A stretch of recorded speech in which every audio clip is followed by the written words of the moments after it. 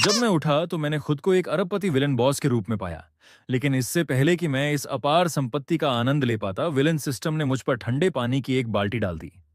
मेजबान की नियति का पता लगाते हुए सिस्टम ने बताया कि तुम नायक के लिए एक सीढ़ी बनोगे, क्योंकि तुम अपने मंदबुद्धि बेटे को जरूरत से ज्यादा सुरक्षा देते हो, और अंततः एक पुल के नीचे तड़प तड़प कर मरोगे।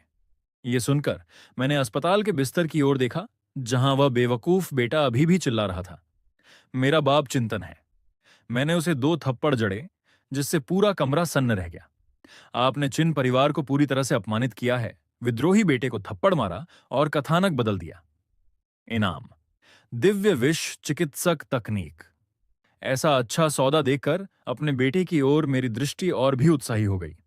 अभी कुछ मिनट पहले जब मैं इस शरीर में आया और स्थिति स्पष्ट की, तो अगली पंक्ति में बैठे ड्राइवर ली झुन ने धीरे से मुझे याद दिलाया, बॉस, हम शंघाई अस्पताल पहुंच गए हैं। मैंने ऊपर देखा तो उसके सिर के ऊपर नीले रंग का टेक्स्ट तैर रहा था, वफादारी 90%। अच्छा आदमी है, आखिरकार कोई तो भरोसेमंद मिला। मूल कहानी के अनुसार यह ली झुन मेरे लिए गोली खाकर मरा था। कार के बाहर काले सूट में 4 हट्टे-कट्टे आदमी एक कतार में खड़े थे, जिनके चेहरे पर कत्ल का इरादा साफ झलक रहा था। राहगीरों ने फुसफुसाते हुए देखा, वह किन समूह के राष्ट्रपति चिन्ह हैं? वह टीवी की तुलना में असलियत में और भी प्रभावशाली दिखते हैं। मैंने सुना है कि उनके बेटे को पीटा गया और अस्पताल में भर्ती कराया गया। वह जरूर मिलने आए होंगे। बिना किसी भाव के मैं ईर्ष्या और विस्मय भरी निगाहों के बीच वीआईपी इमारत की ओर चल पड़ा। जैसे ही मैं वार्ड के दरवाजे पर पहुंचा, मुझे अंदर से सुअर जैसी चीखें सुनाई दी। ये बहुत दर्द कर रहा है, मानो या न मानो मैं अपने पिता से कहकर तुम्हारे पूरे परिवार को नौकरी से निकलवा दूंगा। क्या तुम जानते हो मेरे पिता कौन है? किंतन। पूरे कोमिंग शहर को उनका चेहरा देखना पड़ता है। तुमने मेरे सिर का एक बाल भी छूने की हिम्मत की तो तुम यहां फिर कभी काम नहीं कर पाओगे। बाहर मेरी कनपटियां फड़कने लगीं। ये फिर वही बेवकूफ था, परिवार का कलंक, अपने ही पिता को बर्बाद करने में माहिर। मैंने दरवाजा जोर से खोला और अंदर चला गया। त्रिणी ने मुझे देखा और तुरंत अपना चेहरा बदल लिया। उसका चेहरा नाक और आंसुओं से सना हुआ था। पिताजी, आपको मेरा बदला लेना होगा। उस देहाती ने मेरा पैर तोड़ दिया। मैं उसे काटकर कुत्तों को खिलाना चाहता हूं। इस सड़ी हुई लकड़ी को देखते हुए, जिसे तराशा नहीं जा सकता, और यह सोचकर कि उसकी वजह से मैं अपना सब कुछ खो दूंगा और बिना कब्र के मरूंगा, मेरे दिल में एक आग भड़क उठी। फिर डॉक्टरों और अंगरक्षकों की हैरान निगाहों के नीचे मैं आगे बढ़ा। मेरा हाथ जोर से घूमा और चिन्नशी के चेहरे पर एक जोरदार थप्पड़ लगा। तुम किस बात के लिए विलाप कर रहे हो? तुमने किन परिवार को बदनाम किया है? मैं ठंडे स्वर में बोला। मेरे शब्द बर्फ के टुकड़ों की तरह फर्श पर गिरे। चिन शीजी ने अपना चेहरा पकड़ लिया, उसकी आंखें फटी रह गईं। पिताजी, आपने मुझे मारा। मुझे तुम जैसे नालायक को मारना ही चाहिए। मैंने एक और थप्पड़ जड़ा। फिर से चिल्लाए तो मैं तुम्हारा दूसरा पैर भी काट दूंगा। फिजूल खर्च बेटे को गुस्से में थप्पड़ मारना। मुख्य कथानक से सफलतापूर्वक विचलित हुए। Villain points +30। स्थापित नियति को पहली बार तोड़ने का इनाम: नौसिखिया उपहार पैक। दिव्य विष चिकित्सक तकनीक। सिस्टम नोटिफिकेशन तेजी से सामने आए। इससे पहले कि मैं प्रतिक्रिया दे पाता, जानकारी की एक विशाल बाढ़ मेरे मस्तिष्क में आ गई। यह दिव्य विष चिकित्सक तकनीक हास्यास्पद रूप से शक्तिशाली थी। सैकड़ों घातक जहरों के नुस्खे, जो सभी रंगहीन, गंधहीन और पकड़ में न आने वाले थे। मैंने सिस्टम पैनल पर एक त्वरित नजर डाली और पाया कि मेरे आकर्षण को छोड़कर बाकी सब कुछ एक सामान्य पुरुष के मानक से नीचे था। मेरा आकर्षण 500 पर था, जो मुझे बहुत उचित लगा। लेकिन मेरा भाग्य, लक, केवल 100 क्यों था? सिस्टम ने फीडबैक दिया। भाग्य के नायक के कारण मेजबान का भाग्य धीरे धीरे उसके द्वारा छीना जा रहा है। भाग्य अदृश्य और अछूत है, फिर भी यह सफलता या विफलता की कुंजी है। आखिर विलेन पॉइंट्स क्या कर सकते हैं? मैंने मन ही मन पूछा। मेजबान उन्हें विलेन मॉल में वास्तविक दुनिया के संसाधनों के लिए बदल सकता है। प्रत्येक 1000 अंक। उन्नत कौशल या दुर्लभ वस्तुओं के लिए एक लकी ड्रा खोलते हैं। मेरी आंखें चमक उठीं। वहां वास्तव में एक मॉल बटन था। अंदर क्लिक करने पर सबसे प्रमुख चीज नकद विनिमय थी। 1,00,000 ड्रैगन कंट्री सिक्कों के लिए 1 अंक। इक्विटी एक्सचेंज भी था। शेयरों में 1% की वृद्धि के लिए 1000 अंक। इस अनुपात को देखकर मेरा दिल तेजी से धड़कने लगा। इसका मतलब था कि मेरे बेटे को लगे वे 2 थप्पड़ मुफ्त में 30 मिलियन से अधिक कमाने के बराबर थे। अपने दिमाग में विशाल ज्ञान को महसूस करते हुए और डर से सिकुड़ते बेवकूफ बेटे को देखते हुए मेरे होठों के कोने पर एक ठंडी मुस्कान तैर गई।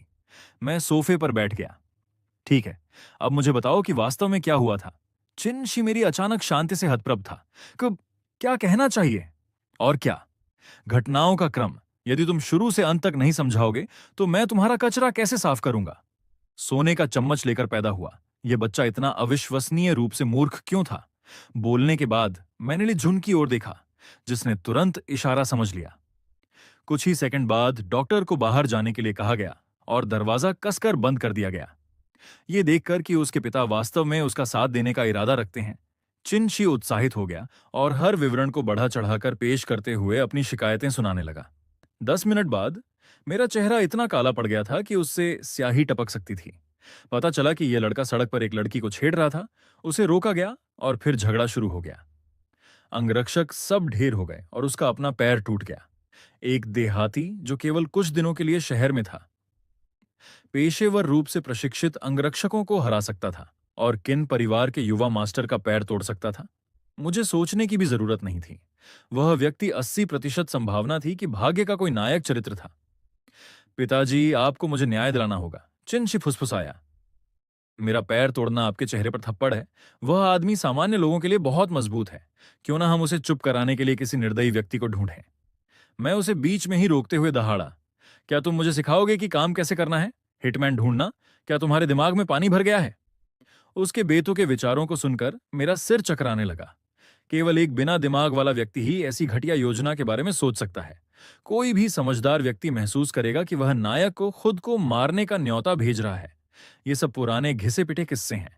मैंने अपने गुस्से को दबाने के लिए एक गहरी सांस ली। मैं इसे संभाल लूंगा, तुम यहां रहो और ठीक हो जाओ, हस्तक्षेप मत करो। धन्यवाद पिताजी, चिन्नशी मुस्कुराया।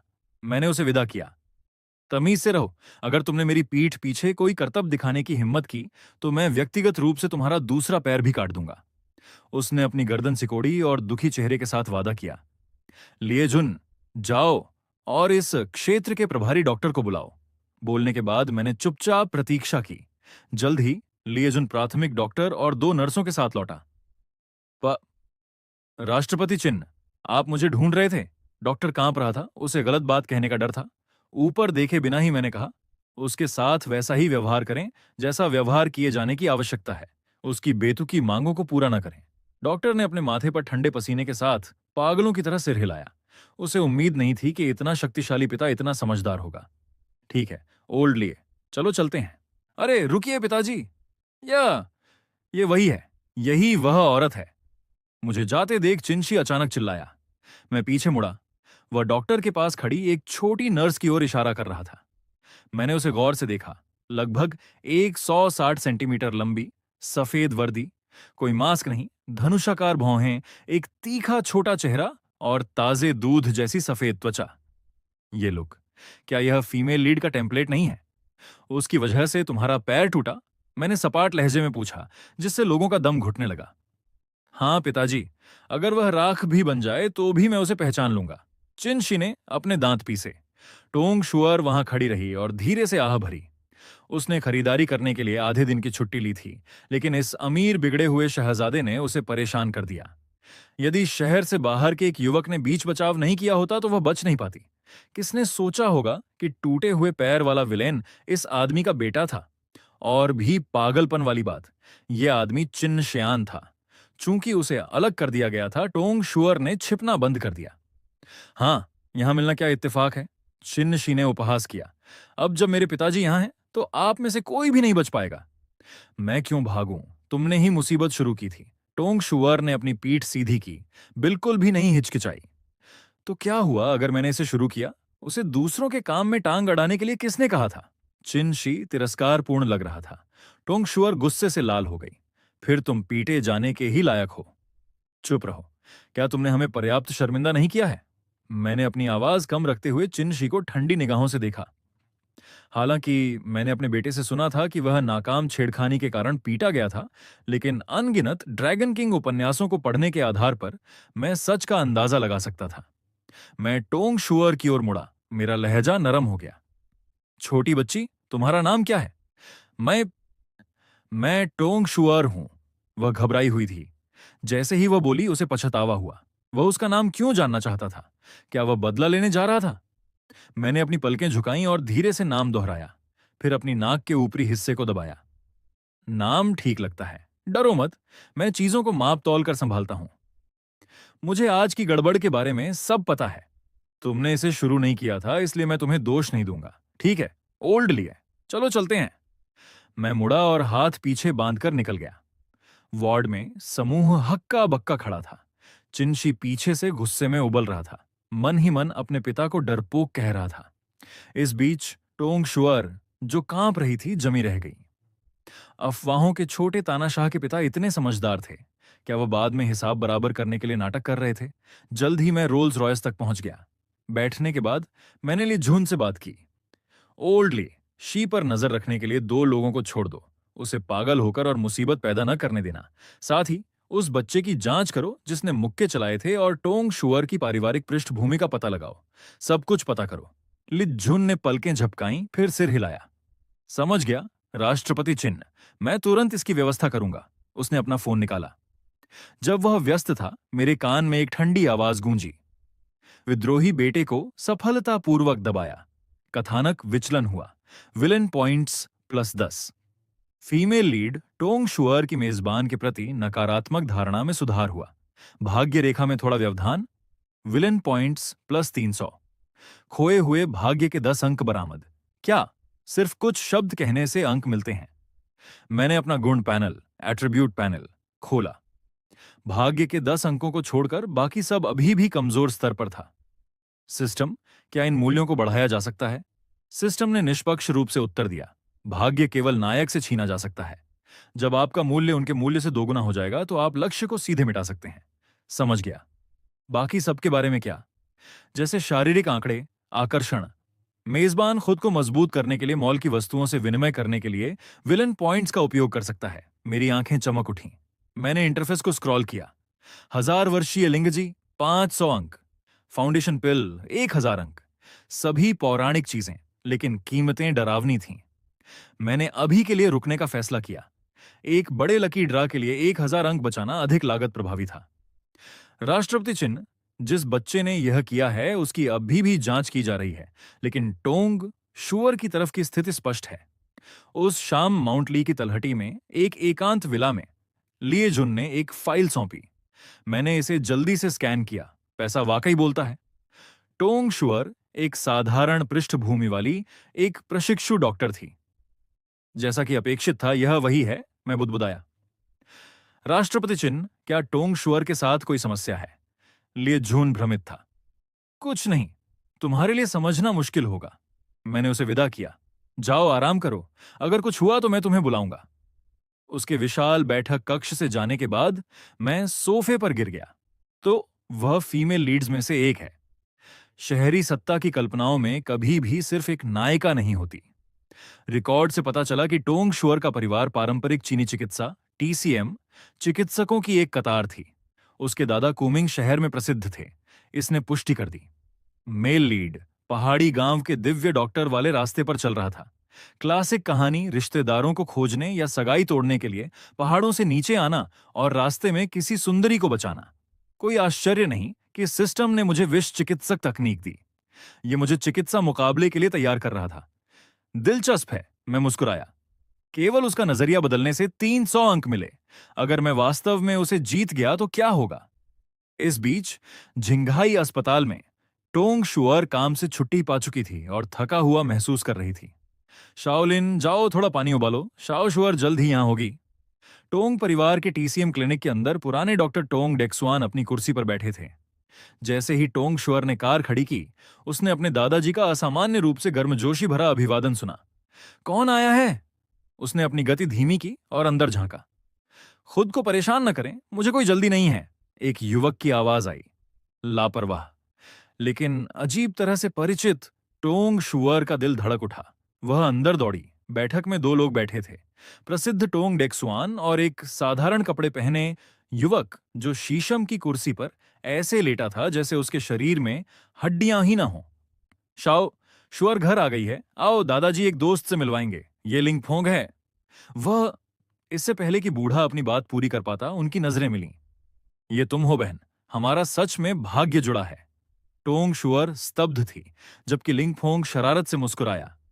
टोंग डेक्सुआन ने भ्रमित होकर बारी बारी से दोनों की ओर देखा। तुम दोनों पहले से ही एक दूसरे को जानते हो?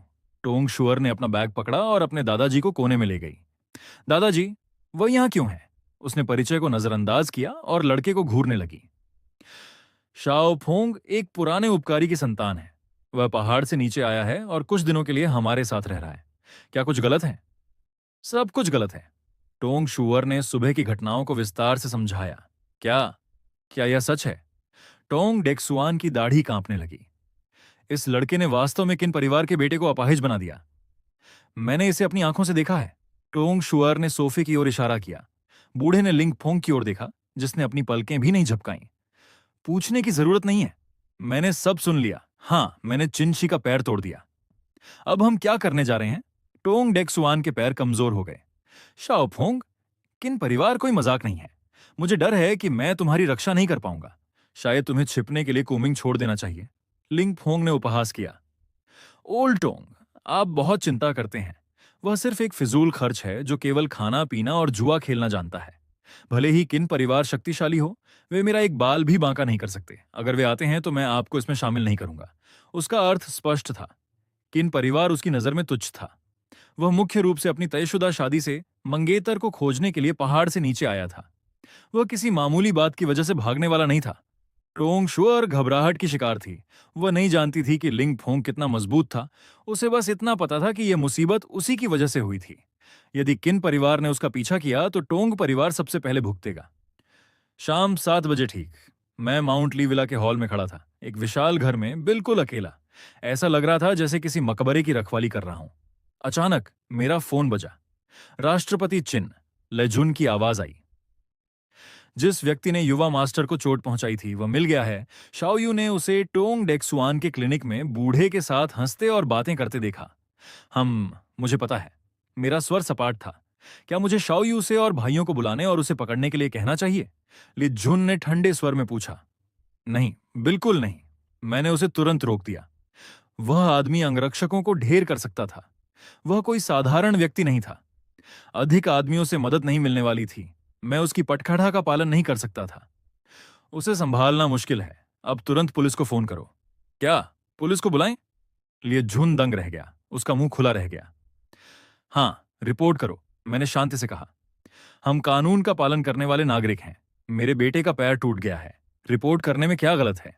अपने भ्रम के बावजूद लाई जुन ने बात मानने के लिए फोन काट दिया। दूसरी तरफ डायरेक्टर जांग जेन को जब यह खबर मिली तो वह सन्न रह गए। उन्होंने तुरंत अपनी टीम इकट्ठी की। डायरेक्टर, क्या हुआ? ऑफिसर लू रुओकी ने अपनी वर्दी में तेज दिखते हुए पूछा।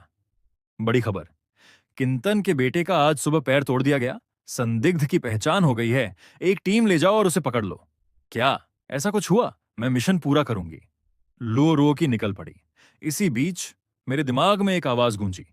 मेजबान ने पटखटा का पालन नहीं किया, मूल विकास को बाधित किया। भाग्य के 30 अंक बरामद, विलेन पॉइंट्स प्लस 80। कुल अंक पहुंच गए। लकी ड्रा अनलॉक करें।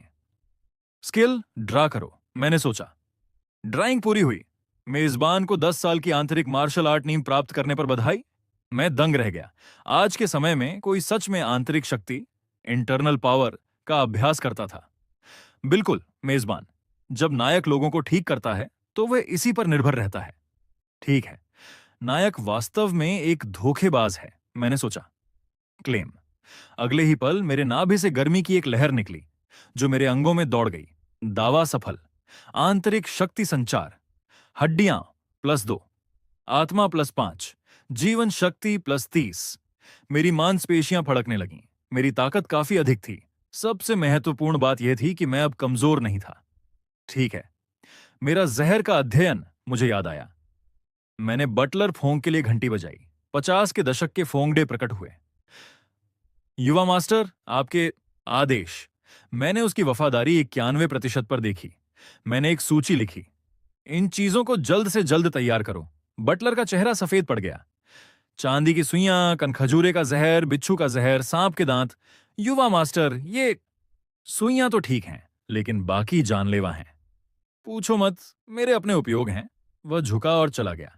मैं वापस सोफे पर गिर गया। ये चीजें अब मेरे लिए सिर्फ दैनिक आपूर्ति थीं। मुझे थोड़ा बोरियत महसूस हुई। चलो कुछ मजा ढूंढते हैं। उसी समय टोंग परिवार के पड़ोस के बाहर पुलिस की लाइटें चमक उठीं। लिंग फोंग बाहर निकल रहा था जब उसका सामना लुओ रुओकी से हुआ। उसकी आंखें चमक उठीं। सुंदर, रुओकी ने अपनी भौहें सिकोड़ी। वह फोटो से बिल्कुल मेल खाता था। नाम, लिंग फोंग। सुंदर अधिकारी, क्या आप मुझसे पूछ रही हैं? वह चिकनी बातें कर रहा था जिससे वह चिढ़ गई। किसी ने आपके खिलाफ जानबूझकर चोट पहुंचाने की रिपोर्ट दर्ज कराई है। हमारे साथ चलें। लिंग फोंग दंग रह गया। क्या? इससे पहले कि वह बात पूरी कर पाता, दो अधिकारियों ने उसे घेर लिया। रुको, आपको जरूर कोई गलतफहमी हुई है। उसे एहसास हुआ कि कुछ गलत था। रुओकी ने उसे बहस करने का मौका नहीं दिया। मूल पटकथा में उसे एक शीर्ष स्तर की सुंदरी को बाद में प्रकट होना था, लेकिन क्योंकि मैंने हस्तक्षेप किया, समय रेखा अस्त व्यस्त हो गई थी। लिंग फोंग ने अभी तक अपना नेटवर्क नहीं बनाया था। उसके पास समर्थन देने के लिए कोई नहीं था। उसने विरोध करना छोड़ दिया। मैं खुद चलूंगा। क्या? लिंग फोंग को ले जाया गया। टोंग डेक्सुआन लगभग अपनी कुर्सी से उछल पड़े। वह और टोंग शुअर स्टेशन की ओर भागे। लिंग फोंग को ले जाने की खबर हवा से भी तेज फैल गई और कुछ ही मिनटों में चीफ जांग जेन को इसकी भनक लग गई। स्थिति को स्थिर करने के लिए जांग जेन ने तुरंत ड्राइवर लिए झुन को फोन किया। ऊबकर और छत की दरारें गिनते हुए मैं यह सुनते ही तुरंत सक्रिय हो गया और बिना एक शब्द कहे मैंने लिए झुन को पकड़ा और सीधे पुलिस स्टेशन की ओर चल पड़ा। जब रोल्स रॉयस का दरवाजा खुला तो युवा अधिकारियों का एक समूह मेरा स्वागत करने के लिए आगे बढ़ा। नमस्ते मिस्टर चिन। कड़ी मेहनत है आप सभी की। मैंने लापरवाही से अपना हाथ हिलाया, जिससे अधिकारी दंग रह गए। इतने शक्तिशाली दिग्गज का कोई उत्तराधिकारी, अहंकार ही नहीं था। मिस्टर चिन, कृपया इस तरफ आएं। एक युवा अधिकारी होश में आया और तुरंत रास्ता दिखाने लगा, और यह देखकर मैं लिजुन के साथ बिना किसी हड़बड़ी के पीछे पीछे चल दिया। तो तुम स्वीकार करते हो कि तुमने यह किया है? लिंग फोंग मुस्कुराया और उसने अपने कंधे उचका दिए। क्या होगा अगर मैं नहीं करूं? मैंने यह किया है, इसलिए मैं इसकी जिम्मेदारी लूंगा। लिu रुओ की गुस्से में अपने दांत पीस रही थी। इस आदमी ने स्पष्ट रूप से किसी को बचाने के लिए काम किया था, लेकिन उसके तरीके बेरहमी से अत्यधिक थे और वह ऐसा व्यवहार कर रहा था जैसे उसे कोई परवाह ही ना हो। इस लापरवाह रवैये ने उसका खून खौला दिया। तभी मैंने पूछताछ कक्ष का दरवाजा खोला और अंदर कदम रखा। ठीक इसी दृश्य के बीच मेरी नजर लिu रुओकी के चेहरे पर पड़ी और उसी सेकंड मेरे दिल की धड़कन रुक गई। इस पुलिस वाली की त्वचा गोरी और साफ थी। उसका चेहरा किसी पेंटिंग की तरह नाजुक था और उसकी कदकाठी आकर्षक थी। पुलिस के बीच वह सुंदरता के मामले में एक पूर्ण अपवाद थी। इससे भी महत्वपूर्ण बात यह थी कि वह नायक से पूछताछ कर रही थी। धिक्कार है, क्या यह मानक फीमेल लीड टेम्पलेट नहीं है? मैंने अनजाने में नायक को एक और फीमेल लीड से मिलने दिया। पहले मैंने केवल विलन पॉइंट्स कमाने के लिए टोंग शुअर का उपयोग करने के बारे में सोचा था। मैं एक सुंदर पुलिस अधिकारी बहन के शहरी उपन्यास के उस मुख्य आधार को कैसे भूल सकता था? अगर मुझे पता होता तो मैं 10,000 विलन पॉइंट्स के लिए भी पुलिस को नहीं बुलाता। सिस्टम, इस बच्चे की नियति कितनी कठिन है। मैं अपने दिल में दहाड़े बिना नहीं रह सका। लक्ष्य चरित्र स्कैनिंग। नाम, लिंग फोंग। भाग्य मूल्य 3,753 भाग्य के पुत्र के रूप में पुष्टि की गई। यह देखकर मैं अवाक रह गया। 3,700 प्लस।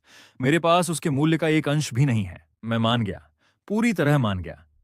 लिu रुओकी ने आपको प्रवेश करते देखा और अपने सहयोगियों के साथ जल्दी से खड़ी हो गई। आप मिस्टर चिन होंगे, है ना? हाँ, मैं ही हूं। मुझे लिंग फोंग से निपटने की कोई इच्छा नहीं थी और मैंने सीधे लिu रुओकी की ओर देखा। ऑफिसर लिu, आप जानती होंगी कि मैं यहां क्यों हूं, है ना? समझ गई, लिu रुओकी ने उत्तर दिया। मिस्टर चिन, क्या हम कहीं और बात कर सकते हैं? कोई समस्या नहीं। आपकी त्वरित सहमति देखकर लिu रुओकी ने राहत की सांस ली और आपको एक कार्यालय में ले गई। मैं भी औपचारिक नहीं था। मैंने एक कुर्सी खींची और उसके सामने बैठ गया। मिस्टर चिन, आज सुबह की घटना के बारे में हमने मूल रूप से स्थिति को समझ लिया है। यह आपके बेटे की वजह से शुरू हुआ था। लिu रुओकी ने उन तथ्यों को सामने रखा जो उसने एकत्र किए थे। मोटे तौर पर ऐसा ही हुआ था। मिस्टर चिन, आपको क्या लगता है कि इसे कैसे संभाला जाना चाहिए? खत्म करने के बाद लियू रुओकी ने आपकी ओर देखा, जैसे कि आपके रवैये का परीक्षण कर रही हो। कमरे में काफी देर तक सन्नाटा रहा, इससे पहले कि आप धीरे से बोले, आपकी जांच के परिणाम वैसे ही हैं जैसा मैंने सुना है। मेरी प्रतिक्रिया की चिंता न करें, इसका वैसा ही न्याय करें जैसा किया जाना चाहिए। मैं कानून का पालन करने वाला व्यक्ति हूं और केवल न्याय चाहता हूं। जैसे ही ये शब्द निकले, लियू रुओकी थोड़ी हैरान हुई। आखिरकार मामला इतना बड़ा नहीं था, और क्यूमिंग में आपकी पृष्ठभूमि के साथ आप इसे आसानी से दबा सकते थे। ये सोचकर लियू रुओकी ने कहा, मेरे अनुभव में दोनों पक्षों के लिए बैठकर बात करना सबसे अच्छा है। यदि इसे निजी तौर पर हल किया जा सकता है तो यह सबसे आसान तरीका है। मैंने यह सुना और एक हंसी छोड़ दी। ऑफिसर लियो, मुझे बताएं, हमें निजी तौर पर कैसे बात करनी चाहिए? क्या मुझे एक बुजुर्ग के रूप में एक कनिष्ठ के साथ शांति से इस बारे में बातचीत करनी होगी कि कितना पैसा देना है? लियू रुओ की दंग रह गई। हाँ, उस आदमी का पैसा पहाड़ की तरह लगा हुआ था, तो उसे लिंगफोंग के मुआवजे की क्या परवाह होगी? ठीक है, इसकी चिंता ना करें। मैं सीधे खड़ा हो गया। मैं अपने वकील से समन्वय संभालने के लिए कहूंगा। लियू रुओकी को अटका हुआ देखकर आप बस जाने के लिए उठ खड़े हुए। लिंग फोंग जैसे किसी व्यक्ति को कुछ दिनों के लिए कोठरी में बंद रहने देना दिलचस्प लग रहा था। तो अभी के लिए बस इतना ही। मेरे पास करने के लिए काम है, इसलिए मैं नहीं रुकूंगा। आज की परेशानी के लिए खेद है। मैंने विनम्र लहजे में अपना हाथ आगे बढ़ाया। नहीं, कोई परेशानी नहीं। यह हमारा कर्तव्य है। ल्यूरुओ की थोड़ा मदहोश थी और उसने सहज रूप से हाथ मिलाने के लिए अपना हाथ बढ़ाया। उस पल में मुझे केवल उसका हाथ ठंडा और कोमल महसूस हुआ। सचमुच अजीब। आपको ड्राइवर को स्टेशन से बाहर ले जाते हुए देख ल्यूरुओ की उलझन में लग रही थी। तार्किक रूप से, चूंकि दूसरे पक्ष को पता था कि लिंगफोंग पकड़ा गया है, इसलिए पहला कदम दबाव डालने के लिए संबंधों का उपयोग करना होना चाहिए था। पूछताछ। कक्ष में व्यक्तिगत रूप से क्यों आए? लिंगफोंग ने मूल रूप से आपके साथ आमने सामने टकराने की तैयारी की थी, लेकिन जब आप आए तो आपने उसकी ओर देखा तक नहीं। उस पल में लिंगफोंग की जैसे सांस ही अटक गई। एक दिन मैं तुम्हारे पूरे चिन्ह परिवार को घुटनों के बल बैठकर मुझसे भीख मंगवाऊंगा। एक आदमी नजरअंदाज किए जाने के अलावा कुछ भी सह सकता है, और इसने उसकी क्रूरता को पूरी तरह से सक्रिय कर दिया। पुलिस स्टेशन के बाहर आपके जाने से पहले एक साधारण ब्यूक सेडान धीरे से पास में खड़ी हुई। दो लोग बाहर निकले, जिनमें से एक को आपने पहचान लिया। यो, छोटी बच्ची, हमारा भाग्य इतना गहरा है कि हम पुलिस स्टेशन में भी मिलते हैं। आप कार में बैठने की जल्दी में नहीं थे और इसके बजाय मुस्कुराहट के साथ उनकी ओर चल दिए। मिस्टर चिन, नमस्ते। जैसे ही टोंग शुअर ने देखा कि वह आप थे, उसका चेहरा तुरंत बदल गया और वह हकलाने लगी। मुझे ऐसे क्यों देख रही हो जैसे कोई भूत देख लिया हो? आपने अपनी आंखें सिकोड़ते हुए चंचल लहजे में पूछा। ओल्ड टोंग डेक्सुआन राष्ट्रपति चिन्ह का अभिवादन करते हैं। टोंग शुअर अवाक थी, इसलिए टोंग डेक्सुआन तुरंत मुस्कुराहट के साथ आगे बढ़े। टोंग डेक्सुआन, मैं धीरे से हंसा। मैं जानता हूं कि आप कुमिंग में एक प्रसिद्ध टीसीएम डॉक्टर हैं। मैंने सुना है कि आपका चिकित्सा कौशल काफी उल्लेखनीय है। राष्ट्रपति चिन्ह मेरी प्रशंसा कर रहे हैं। टोंग डेक्सुआन ने जल्दी से अपना सिर झुका लिया। कोई प्रशंसा नहीं है, मैंने बहुत पहले ही आपका नाम सुना था। वैसे वृद्ध सज्जन, आप यहां क्यों हैं? आपका प्रश्न विशुद्ध रूप से अलंकारिक था, लेकिन इसने बूढ़े आदमी के दिल की धड़कनें बढ़ा दी। उसे एक पल के लिए भी विश्वास नहीं हुआ कि आपको नहीं पता था कि लिंगफोंग उससे जुड़ा हुआ था। दूसरे शब्दों में, दूसरा पक्ष उसके रवैये का परीक्षण कर रहा था। ओल्ड टोंग लंबे समय से समाज में थे और सामाजिक शिष्टाचार को पूरी तरह समझते थे। स्थिति को तुरंत भांपते हुए उन्होंने कहा, मिस्टर चिन, मुझे वास्तव में खेद है। मुझे रात में ही पता चला कि युवा लड़के लिंग का मास्टर चिन के साथ विवाद हो गया था। युवा लिंग अभी अभी कुमिंग आया है और वह इस जगह से अपरिचित है। एक आवेगी क्षण अपरिहार्य है। मुझे उम्मीद है कि आप एक महान व्यक्ति के रूप में दया दिखा सकते हैं और उसे एक बार जाने दे सकते हैं। टोंग डेक्सुआन वास्तव में एक मंझे हुए चरित्र थे। इन शब्दों के कई अर्थ थे। पहले यह कहना कि उन्हें रात में ही पता चला, उन्होंने खुद को साथी होने के आरोप से मुक्त कर लिया। फिर यह कहना कि लिंगफोंग अभी आया है। यह संकेत दिया कि रिश्ता गहरा नहीं था, बस एक पुरानी जान पहचान थी। वह स्पष्ट रूप से उपकार मांग रहे थे, फिर भी वह विनम्र दिखाई दे रहे थे, जैसे समर्पण कर रहे हों। उन्होंने एक रेखा खींच दी और किसी भी पक्ष को नाराज करने से बच गए। एक तीर से तीन निशाने। मैं हंसा। ओल्ड मिस्टर टोंग, मैं आपकी बातों को नहीं समझ पा रहा हूं। मैं चिंत्यान केवल एक कर्तव्यनिष्ठ व्यवसायी हूं। चूंकि इस बार मुझे पीटा गया है, इसलिए मैं केवल पुलिस को बुला सकता हूं। आप मुझसे दया दिखाने के लिए कहते हैं, लेकिन एक कानून का पालन करने वाले नागरिक के रूप में मुझे सार्वजनिक मामलों में हस्तक्षेप करने का अधिकार कहां से मिलता है? लेकिन आपको चिंता करने की जरूरत नहीं है। जिसकी गलती होगी वही इसे भुगतेगा। ये मामला मेरे बेटे से शुरू हुआ था, इसलिए मैं किसी के साथ गलत नहीं करूंगा और न ही दूसरों पर अपना गुस्सा निकालूंगा। जहां तक मेरे बेटे और उस लिंगफोंग के बीच विवाद का सवाल है, मुझे विश्वास है कि पुलिस साथी इसे निष्पक्ष रूप से संभालेंगे। क्या आप सहमत नहीं हैं? आपकी बातों ने टोंग डेक्सुआन को अवाक कर दिया। ये देखकर मैंने अपना हाथ हिलाया और सुझाव दिया। ठीक है, मुझे काम है। आप अपना समय लें। बोलने के बाद आपने उन्हें सिर हिलाकर इशारा किया, मुड़े और रोल्स रॉयस की पिछली सीट पर बैठ गए। ये क्रिया बहुत सटीक थी और इसने बहस की कोई गुंजाइश नहीं छोड़ी। केवल किसी ने वह ठंडी मुस्कान नहीं देखी जो दरवाजा बंद करने से पहले आपके होठों के कोने पर उभरी थी। बड़ी चीजों को छोटा और छोटी चीजों को गायब कर देना। ओल्ड टोंग बहुत भोले थे। आखिरकार इस आदमी को अंदर भेजने के बाद मैं उसे इतनी आसानी से बाहर कैसे आने दे सकता था? ओल्ड लिए डोंग झोंगचू को फोन करो, ये मामला उसे सौंप दो और इस बच्चे को अंदर भेजने का रास्ता निकालो। समझ गया, राष्ट्रपति चिन्ह।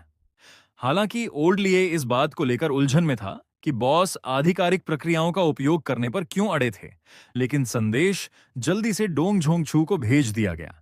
कहानी सुनने के बाद उसने अपनी जांघ थपथपाई और कहा, लिंग फोंग निश्चित रूप से इस बिग हाउस जाने वाला है। हालांकि चिन शी का पहले हमला करना गलत था, लेकिन लिंग फोंग का कॉम्बो बहुत बेरहम था। कोई बस मुक्का चलाता है और आप मुड़कर उसे कई मीटर दूर लात मार देते हैं। उसके अंगरक्षकों को पीटना काफी नहीं था, आपको जाकर चिनशी की पिंडली की हड्डी को जबरदस्ती कुचलना पड़ा। इस फिनिशिंग मूव ने स्पष्ट रूप से बाहर निकलने का कोई रास्ता नहीं छोड़ा था। सबूत बिल्कुल सामने थे, हर बिंदु एक नस पर चोट कर रहा था। अगर उसे अभी भी जेल नहीं भेजा जा सका तो वास्तव में मुझे इस व्यवसाय में नहीं होना चाहिए। आप रात 9 बजे घर लौटे और इससे पहले कि आप सोफे को छू पाते दरवाजे की घंटी बज उठी। फिर बटलर फोंक की आवाज आई, युवा मास्टर, मिस मू आई हैं। ये सुनकर मैंने भौहें सिकोड़ी। उसे अंदर लाओ। मुदाई सधे हुए कदमों के साथ अंदर आई।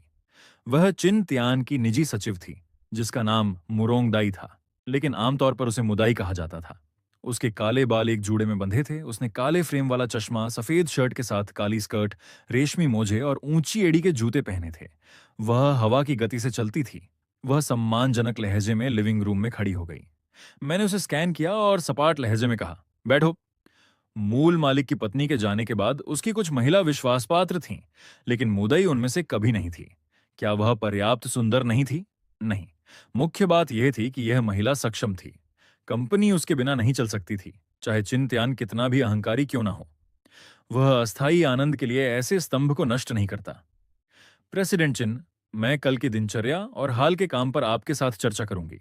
मैंने सिर हिलाया। आज के लिए निर्धारित उच्च स्तरीय बैठक युवा मास्टर के मामले के कारण स्थगित कर दी गई थी। इसे कल सुबह 10 बजे कर दिया गया है।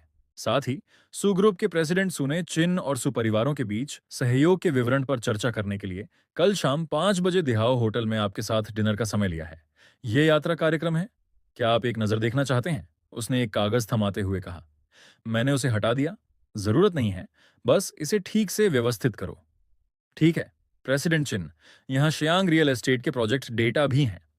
इसके बाद वह जाने से पहले लगभग 1 घंटे तक काम की प्रगति के बारे में बोलती रही। अगली सुबह जल्दी समय के माध्यम से यात्रा करने के बाद मैंने आखिरकार सीईओ जीवन के अपने पहले दिन का अंत किया। मैं समय पर कंपनी में उपस्थित हुआ, कचरा साफ करने के लिए तैयार। इस बीच लिंग फोंग ने पुलिस स्टेशन में एक रात बिताई थी। ये सुनकर कि वह जेल जा सकता है, वह मौके पर ही दंग रह गया। डोंग झोंग छू सुबह जल्दी पहुंचे और उनके 2 आरोपों की घोषणा की, अत्यधिक आत्मरक्षा और जानबूझकर चोट पहुंचाना। संयुक्त रूप से कम 2 या 3 साल होगा। लिंग फोंग की आंखें ठंडी हो गईं और उसके दिल में चिन्ह परिवार के खिलाफ खून का बदला दर्ज हो गया। लेकिन वह कितनी भी नफरत क्यों ना करे, उसे बाहर निकलने का कोई रास्ता नहीं सूझ रहा था। छोटे भाई लिंग, मुझे वास्तव में खेद है। टोंग डेक्सुआन अपराध बोध से भरे थे। ये वास्तव में आपकी गलती नहीं है, मैंने बस स्थिति को स्पष्ट रूप से नहीं देखा। लिंग फोंग हल्के से बोला, लेकिन वह दिल से नाखुश था। चिन परिवार चाहता है कि मैं जेल जाऊं, ऐसा नहीं होगा। जैसे ही शब्द उसके मुंह से निकले, उसका दिमाग कई विकल्पों पर दौड़ने लगा। लिंग फोंग की आंखों में बदलाव देखकर टोंग डेक्सुआन ने तुरंत प्रतिक्रिया दी। छोटे भाई लिंग, जब तक आप कहेंगे मैं टोंग डेक्सुआन, कभी मना नहीं करूंगा। लिंग फोंग वापस सामान्य हुआ और मुस्कुराया। सच में कुछ ऐसा है जो मुझे आपसे करवाने की जरूरत है।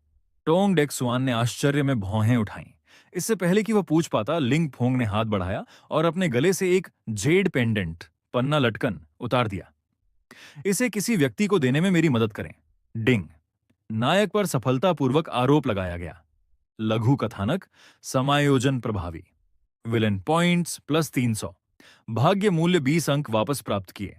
मैंने सिस्टम प्रॉम्प्ट पर नजर डाली और थोड़ा भौहें सिकोड़ी। केवल 300। पुलिस को कॉल करने पर 800 अंक मिले थे। इस बार वकील का उपयोग करने पर केवल इतना ही मिला। मैंने अपना सिर हिलाया और इस पर विचार करने की जहमत नहीं उठाई। वैसे भी ये चीजें मेरे नियंत्रण में नहीं थीं। बस आगे बढ़ते रहो। इस समय आप सुंदर सचिव मुदाई के साथ कंपनी की ओर जा रहे थे। आप कठोर चेहरे के साथ आंखें सामने रखकर चल रहे थे, जबकि मुदाई आपके बगल में फाइल बैग पकड़े हुए चल रही थी और आज की बैठक में निपटाए जाने वाले मामलों की लगातार रिपोर्ट दे रही थी। बोलते समय वह कभी कभी अपने बगल वाले आदमी को देखती थी। एक सीधा कद, क्रूरता और संयम वाला चेहरा, जो उसके द्वारा देखे गए किसी भी आदमी से अलग था। उसके दिल में यह एकदम सही पुरुष का खाका था। दुर्भाग्य से उसकी अपनी पृष्ठभूमि साधारण थी, ऐसे शीर्ष टाइकून से 10,000 मीटर दूर। वह लगाव केवल उसके दिल में ही दबा रह सकता था। इसके सपने देखने की भी हिम्मत नहीं थी। यूं, दूसरे भाई तुम आखिरकार आ गए। चिन्ह मुख्यालय की 88वीं मंजिल पर लिफ्ट एक सूट पहने हुए आदमी के सामने खुली, जो मीटिंग रूम के दरवाजे पर खड़ा था। उसके बाल पीछे की ओर चिपके हुए थे और उसने मुस्कुराहट के साथ अभिवादन किया। चिन परिवार के 4 बच्चे थे, जो सभी बहुत अलग थे। सबसे बड़ा चिनजियांग, जिसने 10 से अधिक वर्षों तक सेना में सेवा की थी। उसका स्वभाव शांत था, उसे व्यवसाय पसंद नहीं था और वह शांति के लिए कुछ स्टार होटल प्रबंधित करता था। तीसरा चिनवू, जो अपने नाम के अनुरूप था, पूरे दिन मार्शल आर्ट का दीवाना रहता था। उग्र व्यक्तित्व के साथ जिम, मार्शल आर्ट हॉल और नाइट क्लब संभालता था। चौथी बहन चिन युआन एक शक्तिशाली महिला थी, जो एक शीर्ष विदेशी विश्वविद्यालय से मास्टर डिग्री के साथ लौटी थी और कुशलता के साथ परिवार के सभी महिला उपभोक्ता ब्रांडों का प्रबंधन करती थी। और मैं दूसरा था, जिसमें बचपन से ही अविश्वसनीय व्यावसायिक प्रतिभा थी। पुराने आदमी ने सभी मुख्य उद्योगों को मुझे सौंप दिया। अब कोई पूछ सकता है, क्या अन्य भाई बहन ईर्ष्या नहीं करेंगे? यह बिल्कुल असंभव है। उपन्यास के सिद्धांतों के अनुसार विलेन परिवारों में एक सामान्य विशेषता होती है। वे लोहे की बाल्टी की तरह एकजुट होते हैं। एक को मारो और पूरा परिवार बाहर आ जाता है। एक को घायल करो और पूरा कबीला क्रोधित हो जाता है। यह मानक संरचना है। तीसरे भाई, तुम यहां क्यों हो? तुम्हें शादी का निमंत्रण देने के लिए। चिन वू ने लापरवाही से एक सोने का ठप्पा लगा कार्ड निकाला। मैं आधे महीने में शादी कर रहा हूं। दूसरे भाई, तुम्हें वहां होना ही चाहिए। मैं इसे पारिवारिक रात्रिभोज के लिए बचाना चाहता था, लेकिन मुझे डर था कि तुम भूल जाओगे। शादी? मैं थोड़ा स्तब्ध था। इतनी अचानक? अचानक कैसे? मैं 38 साल का हूं। क्या शादी करना जल्दबाजी माना जाता है? चिन वो पूरी तरह से बेफिक्र होकर मुस्कुराया। ठीक है दूसरे भाई, तुम्हें भी कड़ी मेहनत करने की जरूरत है। ये कहते हुए उसकी नजर तुम्हारे बगल में मुदाई पर गई। मैं तुम्हारी और मिस मू की शादी की शराब पीने का इंतजार कर रहा हूं। मैं मौके पर ही दंग रह गया। मेरा चेहरा सपाट था। मुदाई का चेहरा तुरंत लाल हो गया। उसके कानों से जैसे धुआं निकल रहा था। क्या तुम गंभीर हो सकते हो? मैं वापस सामान्य हुआ और उसे घूरा। यह आदमी लगभग 40 साल का था और फिर भी सारा दिन मुझे चिढ़ाता रहता था। चिन्वू हंसा और मेज थपथपाई। उसे बहुत अच्छा महसूस हो रहा था। दोनों ने थोड़ी और बातचीत की और फिर चिन्वू ने शादी का निमंत्रण तुम्हारे हाथ में थमा दिया और बिना खाना खाए ही चला गया। एक बार जब चिन्वू चला गया तो चिन समूह की उच्च स्तरीय नियमित बैठक तुरंत शुरू हो गई। मेज लोगों से भरी थी, सभी कंपनी के मुख्य सदस्य। नीचे के समूह को चुपचाप मुझे सुनते हुए देखकर मुझे पूर्णता का एहसास हुआ। बैठक में कोई जटिल प्रक्रिया नहीं थी, बस यह कि जमीन का कौन सा टुकड़ा मंजूरी में अटका है, किस परियोजना में अतिरिक्त निवेश की आवश्यकता है या किस संबंध को सुधारने की जरूरत है। मूल मालिक की स्मृति और कमियों को भरने के लिए मुदाई की मदद के साथ इन चीजों को संभालना आसान था। लेकिन जो मैंने नोटिस नहीं किया वह यह था कि चिनवू के उल्लेख के बाद से मुदाई बैठक के दौरान कभी-कभी अपने चश्मे के माध्यम से उसे देखती थी।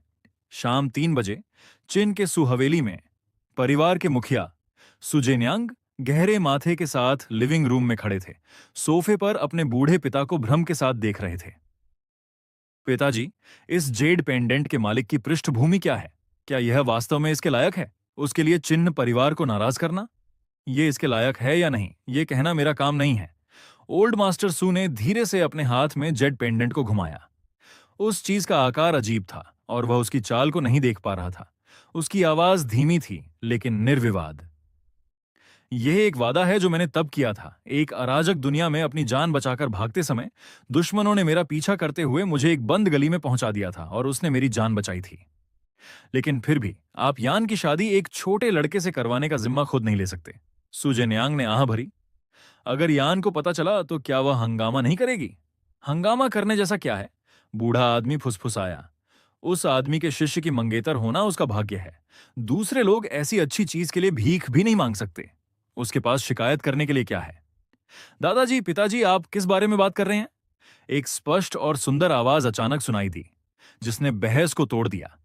हल्के नीले रंग की पोशाक में एक आकृति शान से अंदर आई।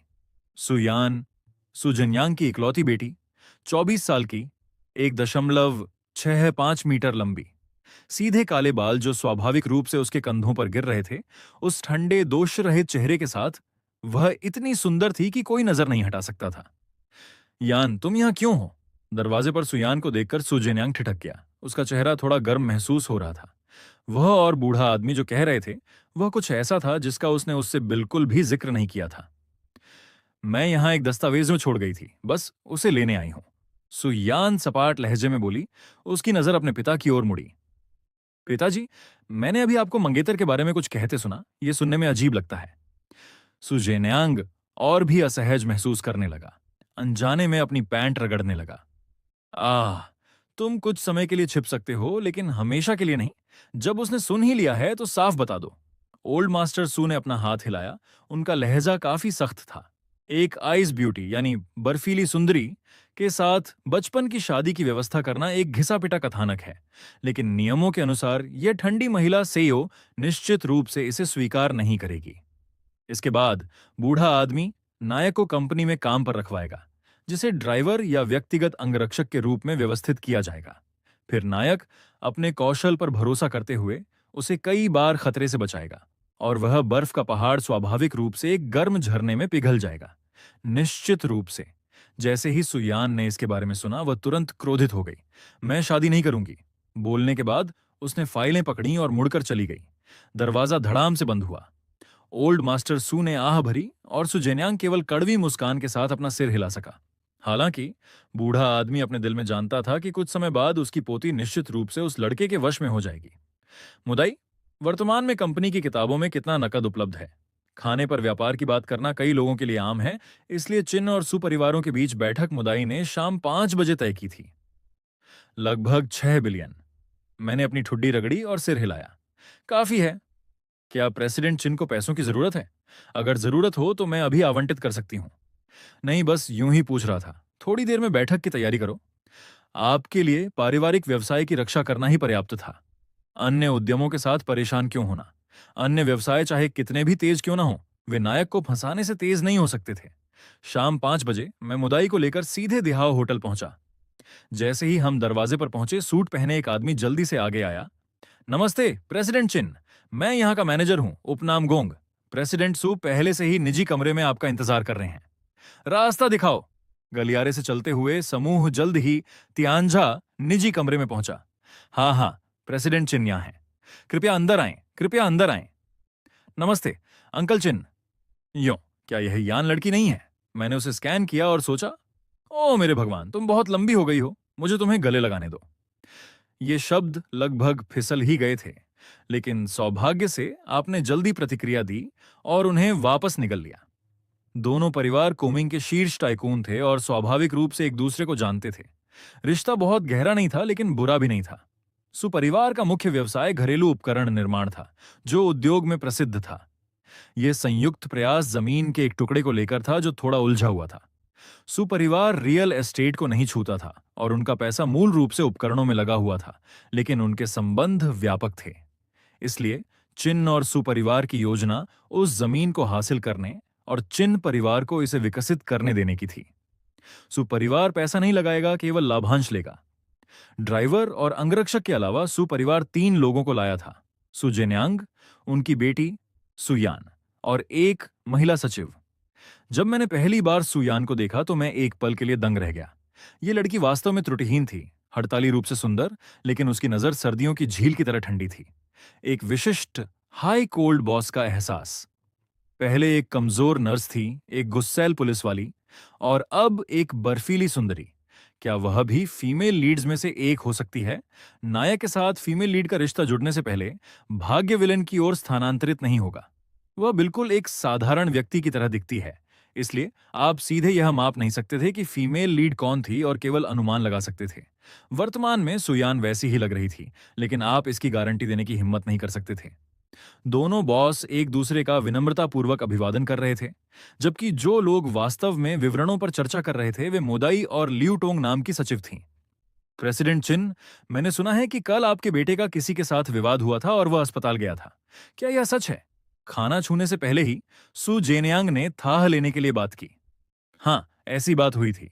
मेरा बेटा वास्तव में पहले गलत था, लेकिन दूसरा पक्ष बहुत निर्दयी था और उसने एक महत्वपूर्ण हिस्से पर प्रहार किया।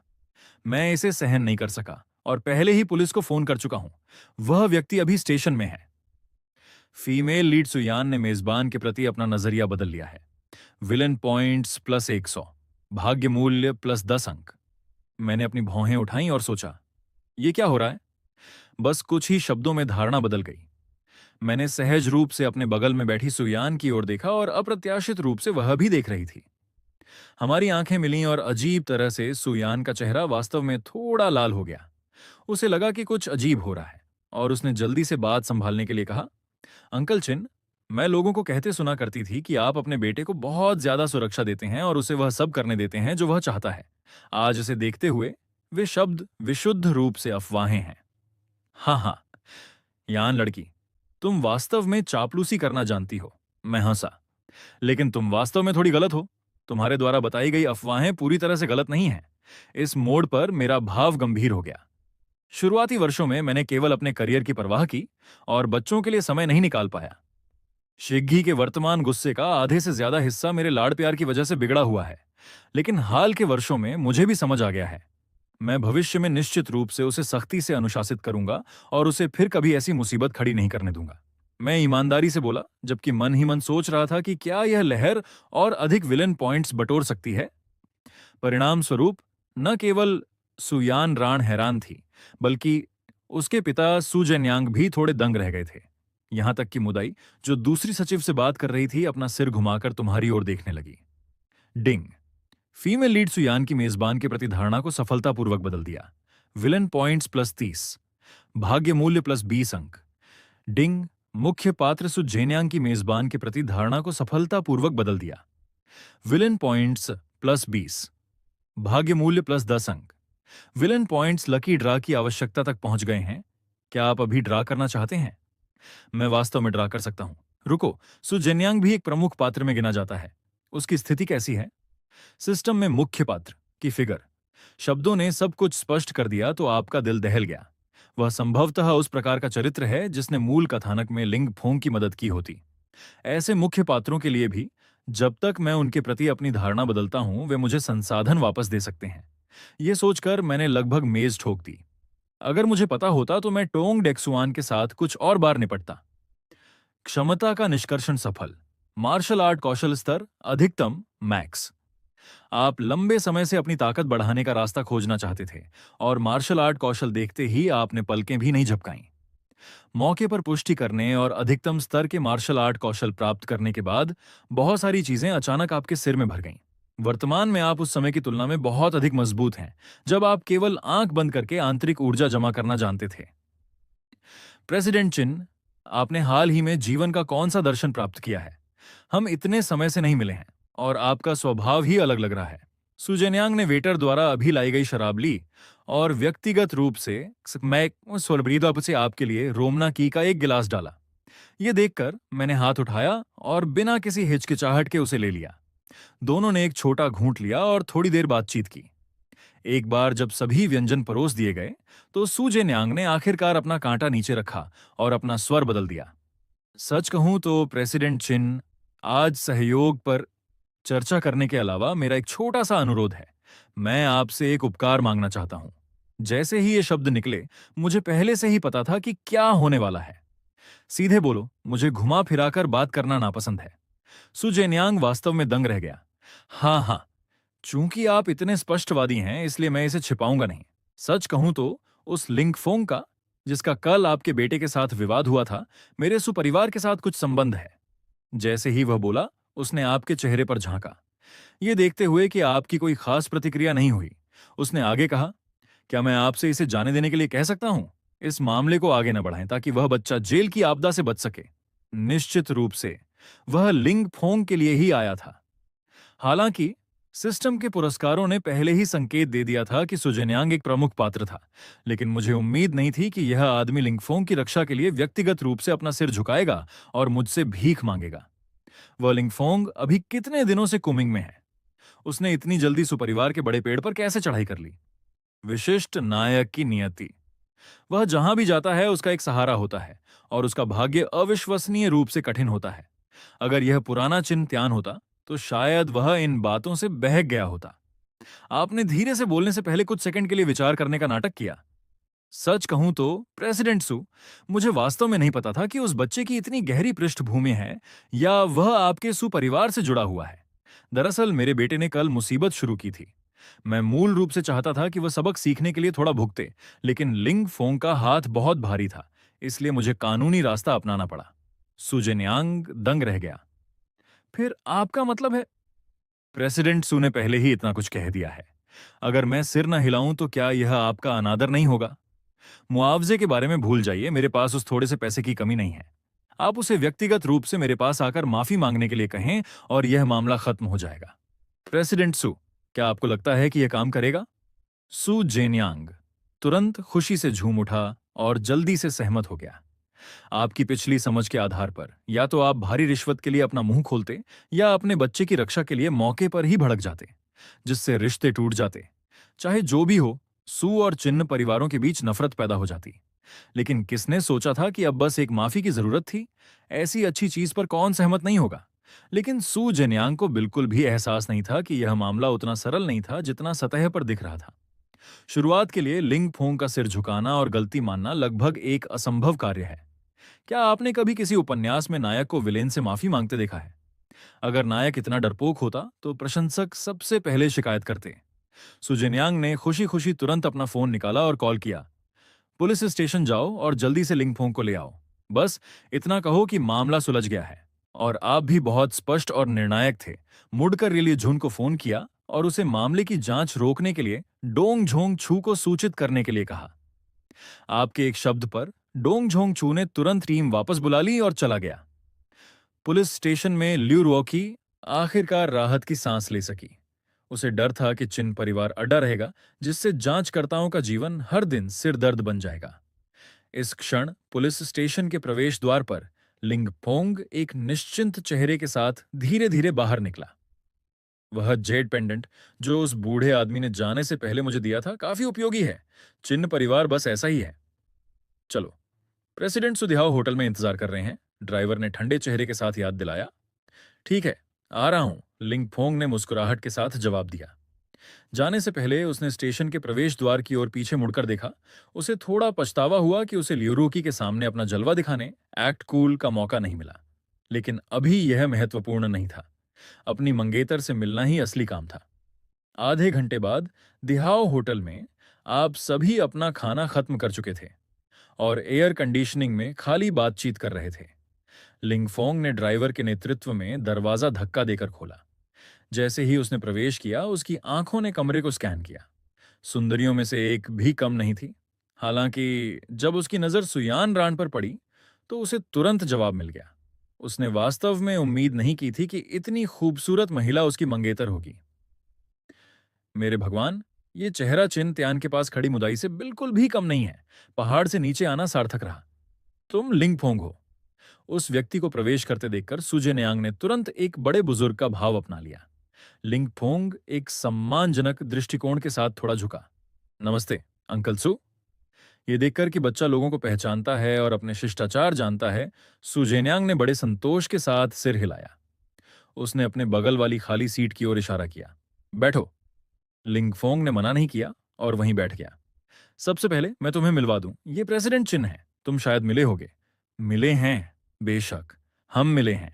लिंगफोंग ने थोड़े व्यंग्य के साथ अपने होठों को सिकोड़ा। अगर उनके बेटे की आंखों में रोशनी की कमी नहीं होती, तो क्या मैं कोठरी में बंद होता? जैसे ही ये शब्द निकले, आपके अलावा सुयान और मुदाई सहित सभी का चेहरा बदल गया। क्या यह आदमी मानसिक रूप से विकलांग है?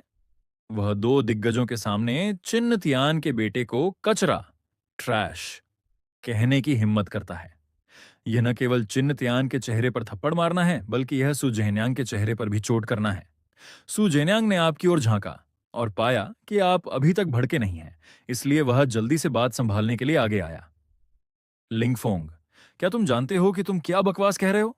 लिंगफोंग ने महसूस किया कि माहौल गलत था, लेकिन फिर भी उसने अपने शब्द वापस नहीं लिए। अंकल सू, मैं निश्चित रूप से जानता हूं कि मैं क्या कह रहा हूं। उसके बेटे ने सार्वजनिक रूप से एक गुंडे की तरह व्यवहार किया और मुझे मारना चाहता था। सिर्फ इसलिए अकड़ रहा था क्योंकि उसके पास अंगरक्षक हैं। अगर मैंने जल्दी प्रतिक्रिया नहीं दी होती तो अस्पताल में लेटने वाला मैं होता। इस बार आपके बोलने से पहले ही सू जेन्यांग ने मेज थपथपाई और खड़ा हो गया। तुम तुम वास्तव में कानून विहीन हो। क्या किन परिवार का युवा मास्टर कोई ऐसा व्यक्ति है जिसकी तुम यहां आलोचना करो? अब जाओ और तुरंत प्रेसिडेंट चिन से माफी मांगो, या मैं सुजेन्यांग आज अपना चेहरा फाड़ दूंगा और किसी का भी अंत अच्छा नहीं होगा। लिंगफोंग के अहंकारी रूप को देखकर सुयान ने अपनी भौहें सिकोड़ी और उसका दिल आधा ठंडा हो गया।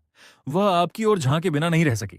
लिंगफोंग जैसे गर्म मिजाज वाले व्यक्ति की तुलना में चुपचाप बैठे अंकल चिन स्थिर और विश्वसनीय लग रहे थे। यह वह आदमी है जो किसी भी स्थिति को संभाल सकता है। लिंगफोंग ने तिरस्कार के साथ चिंत्यान की ओर देखा।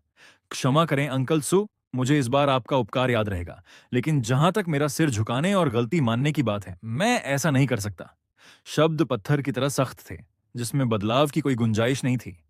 तुम कमीने, तुम बस कानून विहीन हो। मुझे वास्तव में प्रेसिडेंट चिन से तुम्हें जाने देने की भीख नहीं मांगनी चाहिए थी। सुजन्यांग की आवाज गुस्से से कांप रही थी और उसने एक गाली भी बुदबुदा दी। और यही तक यह वीडियो समाप्त होता है। अगर इसमें जहां से पिछला वीडियो खत्म हुआ था, एपिसोड वहीं से स्टार्ट होता है। यह सुनकर लिंगफोंग ने भौहें सिकोड़ी। अंकल सु, आपको उसके सामने भीख मांगने के लिए अपना सिर बिल्कुल नहीं झुकाना चाहिए था। मेरे कौशल के साथ चिन्ह परिवार को निगलने में आपकी मदद करना कठिन भी नहीं होगा।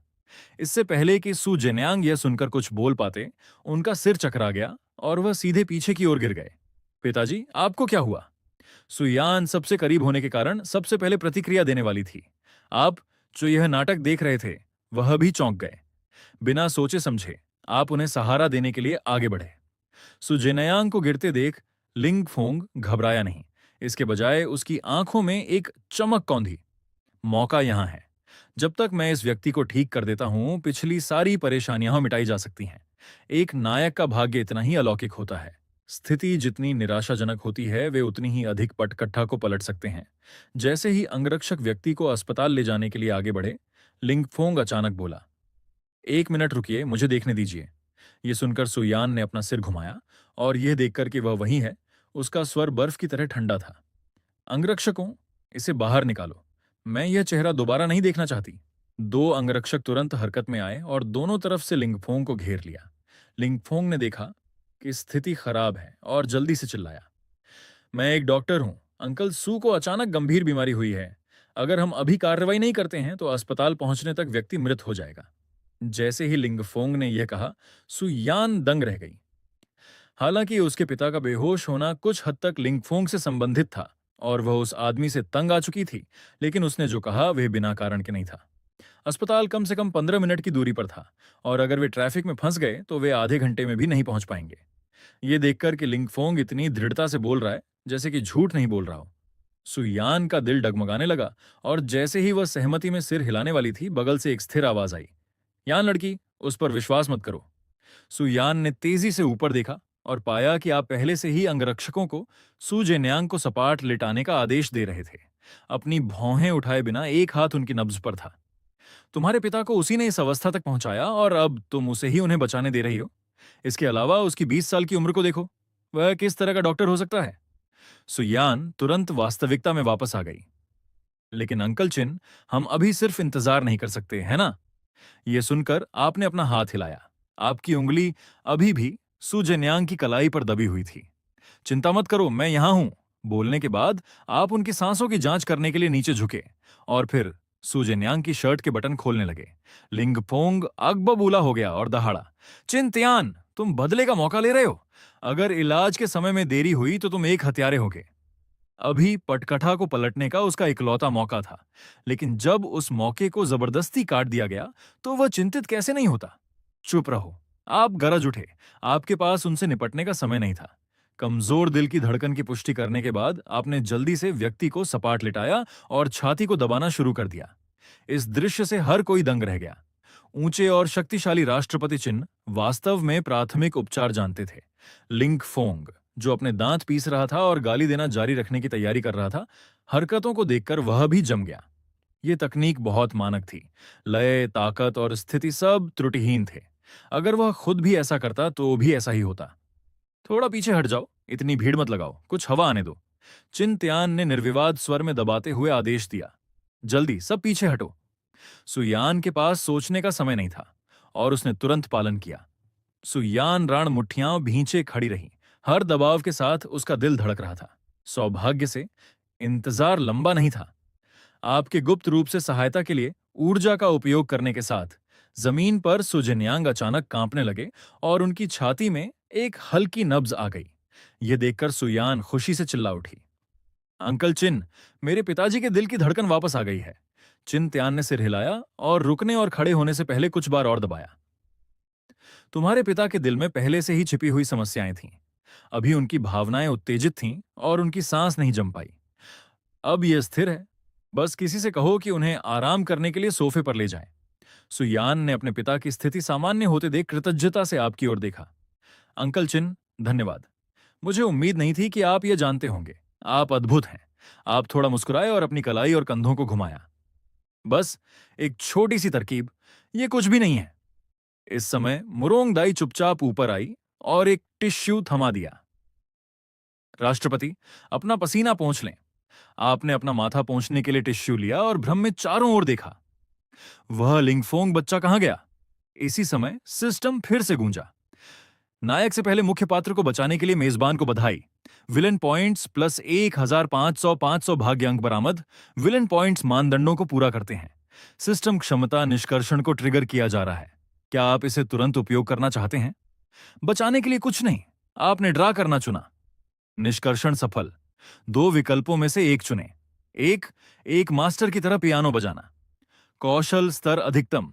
2, एक शीर्ष पेशेवर की तरह नृत्य करना। लय की समझ अधिकतम। इस बार दिए गए 2 कौशल सच कहूं तो थोड़े बेकार थे। पियानो बजाना और नृत्य करना बकवास है, पूरी तरह से अनुपयोगी। इसलिए आपने बेतरतीब ढंग से पियानो चुना, जो ऐसा लग रहा था कि इसका उपयोग दिखावे के लिए किया जा सकता है, बस मामले में कि आपको बाद में कूल दिखने की आवश्यकता हो। पिताजी, जागिए। लगभग 1 मिनट बाद सुजेन्यांग, जिन्हें कई अंगरक्षकों द्वारा सोफे पर ले जाया गया था, ने धीरे धीरे अपनी आंखें खोलीं। अभी अभी जागे सुजेन्यांग अभी भी थोड़े मदहोश थे। अभी मुझे क्या हुआ था? पिताजी, आप अचानक बेहोश हो गए थे। यह अंकल चिन ही थे जिन्होंने आपको बचाया। सु यान ने जल्दी से समझाया। जैसे ही उसकी यादें वापस जुड़ी, सु जेन्यांग की आंखों में आपकी ओर देखते हुए सदमा बढ़ता गया। बाद में सु जेन्यांग को अभी भी अस्पताल भेजा गया। हालांकि वह ठीक हो गए थे, लेकिन उनकी स्थिति ने मन की शांति के लिए चेकअप आवश्यक बना दिया था। स्वाभाविक रूप से उनकी बेटी सुयान राण को पीछे जाना पड़ा। जाने से पहले उसने विशेष रूप से आपसे माफी मांगने के लिए ढूंढा। आखिरकार वे ही थे जिन्होंने लिंग फोंग को छोड़ने की भीख मांगी थी। उसे कम ही पता था कि आप अभी के इस दृश्य से पहले से ही बहुत खुश थे। आपको केवल मुट्ठी भर विलन पॉइंट्स और भाग्य ही नहीं मिला। सुजेन्यांग ने तो कृतज्ञता के प्रतीक के रूप में सहयोग परियोजना में 10% लाभ छोड़ने का मौके पर ही फैसला कर लिया। इस 10वें हिस्से को कम मत समझिए। उन संसाधनों के साथ जो 2 परिवार हिला सकते थे, इस सौदे का शुद्ध लाभ अकेले आधार पर 5 बिलियन से अधिक था। 10% यानी 500 मिलियन है। एकमात्र चीज जो कष्टप्रद थी वह यह थी कि लिंग फोंग बच्चा चला गया था। आपने उसे सबक सिखाने के लिए सुपरिवार के हाथ का उपयोग करने की योजना बनाई थी, लेकिन योजना विफल हो गई, जिससे आप काफी नाखुश महसूस कर रहे थे। लेकिन आप यह भी समझते थे कि इस तरह के भाग्य के पुत्र से निपटने के लिए आपको धीरे धीरे चलना होगा। इस बीच लिंगफोंग वास्तव में भाग गया था। एक बार जब उसने देखा कि उसने आपदा मचा दी है और व्यक्तिगत रूप से आपके मानक सीपीआर के स्तर को देखा, तो उसे तुरंत एहसास हुआ कि चीजें खराब हैं। लेकिन बाहर भागने के बाद उसने जितना सोचा, चीजें उतनी ही गलत महसूस हुईं। पिछले 2 दिनों की घटनाएं उसके दिमाग में कौंधीं और उसे लगा कि कहीं कुछ गड़बड़ है। विशेष रूप से चूंकि आप तर्क के अनुसार बिल्कुल भी काम नहीं कर रहे थे। अब जब सू परिवार का रास्ता पूरी तरह से कट गया था, तो टोंग परिवार शायद बहुत बेहतर नहीं था। अब उसे अपना नाम बदलना होगा और पूरी तरह से चिन परिवार की दृष्टि से ओझल होना होगा। तभी पटकथा को पलटने का मौका मिलेगा। विचार तय होने के साथ लिंगफोंग के पास पहले से ही एक दिशा थी। बच्चे, पैसे दे दो। जैसे ही वह सोच रहा था, 2 पीले बालों वाले गुंडे अचानक प्रकट हुए और उसका रास्ता रोक दिया। प्रत्येक के हाथ में एक चमकता खंजर था। स्पष्ट रूप से उनका इरादा अच्छा नहीं था। बढ़िया, तुम सीधे चलकर आए हो। अगले ही सेकंड गली से एक के बाद एक चीखें सुनाई देने लगीं। दूसरी ओर रोल्स रॉयस में मुरोंगदाई ने गुप्त रूप से उस बॉस का निरीक्षण किया जिसकी आंखें बंद थीं। चिन त्यान की छोटी भावनाएं और अधिक उमड़ रही थीं। उसने वास्तव में कुछ नया देखा था। अन्य अमीर लोग या तो पैसे गिनते हैं, गोल्फ खेलते हैं या दिन भर सामाजिक मेलजोल करते हैं। उसका बॉस वास्तव में ऐसा मानक प्राथमिक उपचार जानता था। और जब वह सु जेन्यांग पर सीपीआर कर रहे थे, तो उस केंद्रित नजर ने लगभग उसका दिल ही रोक दिया था। ओल्डले, कुछ संगीत बजाओ, चलो आराम करते हैं। आप अचानक बोले, जिससे मुरोंगदाई ने तुरंत अपनी नजरें हटा लीं और खिड़की से बाहर देखने का नाटक करने लगी। संगीत शुरू हुआ और आपने फिर से अपनी आंखें बंद कर लीं। अभी आपका दिमाग काम कर रहा था। सु जेन्यांग की अभी की प्रतिक्रिया से आप अंदाजा लगा सकते थे कि लिंगफोंग का उनसे कोई रिश्ता नहीं था। जिसने वास्तव में संबंध बनाया था, वह सुपरिवार के पुराने मास्टर सु गुओफू थे। यानी जब तक बूढ़ा आदमी अभी भी लिंगफोंग की रक्षा कर रहा था, सुपरिवार द्वारा इस बात को लेकर उसे परेशानी पैदा करने की संभावना कम थी। ये बच्चा थोड़ा पेचीदा है, आप धीमी आवाज में बुदबुदाए। लिंगफोंग अब अंधेरे में छिप गया है। ये वह अंधेरे में और आप उजाले में वाली स्थिति बन गई है। ये स्थिति नहीं चलेगी। ये सोचकर आपने अपनी आंखें खोली और फिर से बोले, ओल्ड लिए वापस जाने के बाद लिंगफोंग के ठिकाने का पता लगाने के लिए कुछ लोगों को व्यवस्थित करो। याद रखना, बहुत करीब मत जाना और बिल्कुल भी लड़ाई नहीं करना। खबर मिलते ही रिपोर्ट करना। बोलने के बाद आप भौहें सिकोड़ना और यह कहना नहीं भूले, ओल्ड लाए, तुम यहां किस तरह का गाना सुन रहे हो? इसे बदलो, इसे बदलो। आप नहीं जानते थे कि क्या ऐसा इसलिए था क्योंकि आपको अभी शीर्ष पियानो कौशल मिला था कि आपके कान नखरेबाज हो गए थे। लीजुन दंग रह गया। आपने गाना बदलने के लिए कहा, लेकिन कार में केवल 2 या 3 ही संग्रहित हैं और आप आमतौर पर सुनते नहीं हैं। मैंने बस एक बेतरतीब ढंग से चुना है। यह देखकर मुदाई ने जिज्ञासा से पूछा, प्रेसिडेंट चिन, क्या आप कोई गाना सुनना चाहते हैं? ऐसा नहीं है कि मुझे सुनना ही है। मुझे अचानक लगा कि सड़क बहुत शांत थी। मुदाई ने तुरंत प्रतिक्रिया दी, कैसा रहेगा अगर मैं अपने फोन से सर्च करूं और इसे ब्लूटूथ के जरिए स्ट्रीम करूं? उस तरह से आप जो चाहें सुन सकते हैं। चिन त्यान की आंखें चमक उठीं। अचानक कुछ याद आया। ठीक है, तो 1000 कारण दिल टूटने के लगाओ, अन्यथा पूरे रास्ते उदास रहना उबाऊ है। यह सालों पहले का एक पुराना गाना था, लेकिन आपको विशेष रूप से यही पसंद था। मुदाई हक्का बक्का रह गई। नाम ऐसा लग रहा था जैसे बनाया गया हो। काफी देर तक खोजने के बाद, जैसा कि आपने कहा था, वहां कोई राष्ट्रपति चिन्ह नहीं था। मुझे ये नहीं मिला। मैंने शायद गाने का नाम गलत याद रखा होगा। सही। ये सुनकर आपकी भौहें थोड़ी फड़कीं। धुंधले रूप से महसूस हुआ कि कुछ गलत था। फिर जांगजू खोजो। क्या जांगजू एक गायक है? हालांकि मुदाई उलझन में थी, उसने वैसा ही किया जैसा कहा गया था। दुर्भाग्य से अभी भी कुछ नहीं था। चिंतियान का चेहरा थोड़ा काला पड़ गया और उन्होंने मुदाई के हाथ से गुलाबी फोन ले लिया। खुद करते हुए आपने अपने पिछले जीवन के 4 स्वर्गीय राजाओं के नाम जल्दी से टाइप किए। सभी दर्ज किए गए।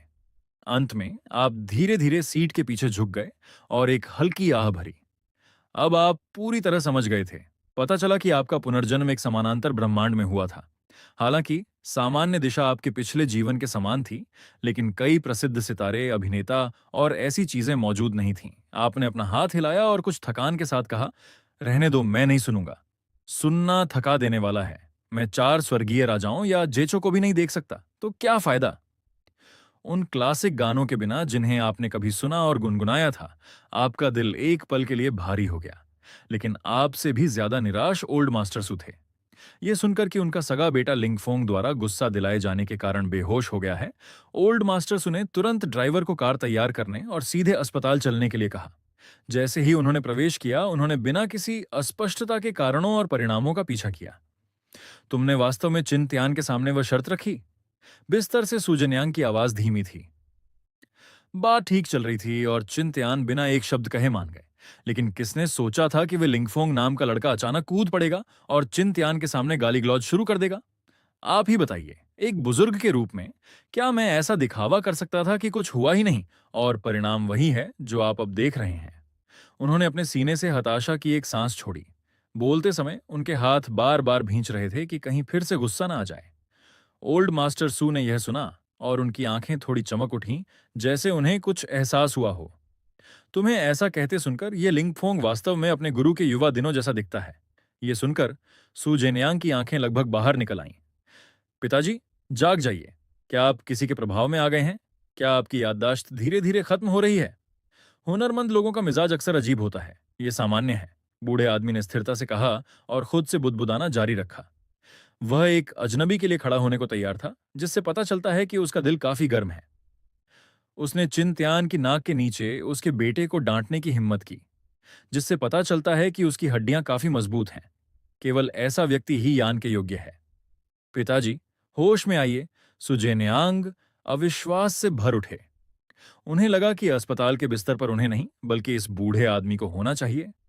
अगर आपको बूढ़े आदमी की बातों का पता चलता तो आप केवल अपने दिल में बुदबुदाते, सामान्य है। आखिरकार एक साधारण नश्वर स्वर्ग के भाग्य के हेरफेर का विरोध कैसे कर सकता है? अगले दिन आप सुबह जल्दी कंपनी पहुंचे, डेस्क के पीछे बैठकर लापरवाही से पेन घुमा रहे थे। आपके विचार पहले से ही बहुत दूर चले गए थे। आप नहीं जानते थे कि आप इस दुनिया में कैसे पहुंचे। सबसे महत्वपूर्ण बात यह थी कि आप पूरा दिन यह सोचने में बिताते थे कि नायक को सुर्खियां बटोरने से कैसे रोका जाए, और आनंद के दिन सब टलते जा रहे थे। यह सोचकर आप चिढ़ गए और तुरंत लिए झुन को फोन किया। अभी तक लिंगफोंग नहीं मिला। आपको अब स्पष्ट रूप से याद है कि लिंगफोंग का भाग्य मूल्य लगभग 3200 है, जबकि आप केवल 700 से थोड़ा ऊपर हैं। यदि अंतर इतना बड़ा है तो आपको किसी भी दिन पीछे छोड़ा जा सकता है। यह सुनकर के लिए झुन ने कोई प्रगति नहीं की है। आपने उसे निर्णायक रूप से 2 सुझाव दिए। उनसे होटलों और पुलिस स्टेशनों की निगरानी की जांच करवाओ। अब इसके अतिरिक्त पार्कों, बार और केटीवी पर कड़ी नजर रखो। ये वे स्थान हैं जहां नायकों को घूमना सबसे ज्यादा पसंद है। पार्कों में रहस्यमयी बूढ़े लोगों से मिलना आसान है जो कोई बड़ा अवसर प्रदान करते हैं, और बार या केटीवी या तो लोगों को बचाने या लड़ने के लिए होते हैं। कहानी हमेशा वहीं धमाका करती है। हालांकि ले जुन यह नहीं समझ सका कि उन जगहों पर पहरा क्यों देना था, लेकिन आदेश तो आदेश था और उसे बस पालन करना था। फोन रखते हुए आपने अगले कदम पर विचार करने के लिए अपनी आंखें सिकोड़ी। जानकारी के अनुसार लिंगफोंग ने टोंग परिवार छोड़ दिया था, लेकिन बूढ़े आदमी ने शायद उसे कुछ पैसे दिए होंगे। अन्यथा अभी शुरुआत करने वाले के पास खाने पीने की चिंता न करने का आत्मविश्वास कहां से आएगा? चूंकि टोंग परिवार को अच्छा इंसान समैरिटन बनना पसंद है, तो मैं विनम्र क्यों रहूं? ये कहते हुए आपने फिर से फोन उठाया और एक विशेष नंबर डायल किया। प्रेसिडेंट चिन मुझे ढूंढ रहे हैं। दूसरी तरफ एक मधुर आवाज वाली लड़की थी। आप सीधे मुद्दे पर आए। मुझे कोई ऐसा व्यक्ति चाहिए जिसका चेहरा अपरिचित हो। युद्ध शक्ति मायने नहीं रखती। मुख्य बात यह है कि उसे चेहरा बदलना आना चाहिए। 1 मिलियन प्रति माह। ये थोड़ा सा पैसा आपके लिए कोई मुद्दा नहीं था, और वह व्यक्ति तुरंत सहमत हो गया। जैसे ही वह मिलियन खाते में पहुंचा, अज्ञात खाते के मालिक के कुछ प्रतिक्रिया देने से पहले ही टोंग परिवार का भाग्य तय हो चुका था। शाम 6 बजे विला में। युवा मास्टर, जो चीजें आप चाहते थे वे आ गई हैं। बटलर फोंग ने बहुत ही सम्मानजनक लहजे में अपना सिर झुकाया। 2 नौकरानियां उनके पीछे खड़ी थीं। प्रत्येक एक छोटी गाड़ी को ऊपर तक भरकर धकेल रही थीं। वहां चांदी की सुई के केवल 2 बैग थे। बाकी छोटी बोतलें और बड़े जार थे, जिन पर एक फार्मेसी की तरह रंग बिरंगे लेबल लगे थे। आपने जवाब दिया, नीचे एक कमरा बनाओ, ये अब से वहीं रखे जाएंगे। उनका काम खत्म होने के बाद आप खाली लिविंग रूम के बीच में अकेले खड़े थे, काफी चिढ़े हुए महसूस कर रहे थे। आपके पिछले उलझे हुए प्रेमियों को आपने स्पष्ट रूप से ब्लॉक कर दिया था। अब यदि आप डेट के लिए किसी को ढूंढना चाहते थे तो आप केवल उन लड़कियों में से चुन सकते थे जिनसे आप समय यात्रा के बाद मिले थे। अधिमानतः वे जो फीमेल लीड की नियति वाली हों, वे आपका साथ भी दे सकती थीं और आपको मजबूत भी बना सकती थीं। लेकिन वर्तमान में केवल 3 फीमेल लीड थीं जिनसे आप जुड़ सकते थे। नर्स टोंगशुअर, पुलिस वाली ल्यूर वॉकी और ठंडी बॉस सुयान रान। इन महिलाओं ने उनके साथ कुछ शब्दों से ज्यादा बात भी नहीं की थी। जल्दबाजी में फ्लर्ट करना आसानी से चीजों को बिगाड़ सकता था। जहां तक मुद्दे की बात है, यह महिला संभवतः फीमेल लीड नहीं थी और वह हाल ही में हर दिन ओवरटाइम काम कर रही थी। बेहतर होगा कि उसे परेशान न किया जाए।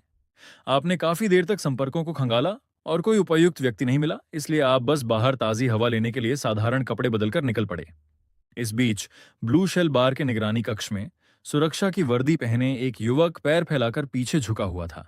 आलस से स्क्रीन देख रहा था। बार की सारी हलचल उसकी आंखों के सामने थी, लेकिन जब उसने कोने में एक महिला को बैठे देखा तो वह उछल पड़ा। सुयान रान, वो यहाँ क्या कर रही है? इस समय उसके पीछे से एक सुरक्षा गार्ड खुशी खुशी चलकर आया और उसके बगल में बैठ गया। इस व्यक्ति का नाम टोंग हाई था। लिंगफोंग ने लापरवाही से कहा, कुछ नहीं, बस माहौल से परिचित हो रहा हूं। एक विराम के बाद उसने फिर पूछा, भाई हाय, आप लंबे समय से इस क्षेत्र में हैं। क्या आप टेबल नंबर 7 पर शराब पीने वाले आदमी को जानते हैं? आपका मतलब जू काई से है? टोंग हाई ने स्क्रीन पर नजर डाली। एक छोटा गुंडा नेता। क्या उसने आपको परेशान किया? ऐसा कुछ नहीं है। लिंगफोंग ने इसे टाल दिया। सचमुच एक नायक का भाग्य कोई मजाक नहीं है। उसे भी उम्मीद नहीं थी कि जिस व्यक्ति को उसने कल रात पीटा था वह किसी बड़े गिरोह से जुड़ा होगा। उसे बस पता चला कि जुकाई एक छोटा गुंडा है। अभी सुयान रांड को जुकाई द्वारा परेशान किए जाते देख लिंगफोंग ने अपनी अंतरात्मा की सुनी और महसूस किया कि यह इतनी आसानी से खत्म नहीं होगा। लेकिन उसने बिल्कुल भी ध्यान नहीं दिया कि बार के दूसरी तरफ एक बूथ में वह आदमी बैठा था जिसकी वह खाल उधेड़ना चाहता था। दूर से चुपचाप बैठी सुयान राण को देखते हुए आपकी आंखें चमक उठीं। वह यहां क्यों दिखाई देगी? मूल मालिक इस बार में अक्सर एयर होस्टेस के साथ मिलता था और चूंकि आप ऊब गए थे, आप देखना चाहते थे कि क्या पूरी रात साथ देने के लिए कोई ठीक ठाक व्यक्ति है। किसने सोचा होगा कि उसे सुयान राण मिल जाएगी, एक ठंडे चेहरे वाली महिला सीईओ जो आधी रात को बार के कोने में अकेली बैठी है। आप इस कहानी को अच्छी तरह जानते थे।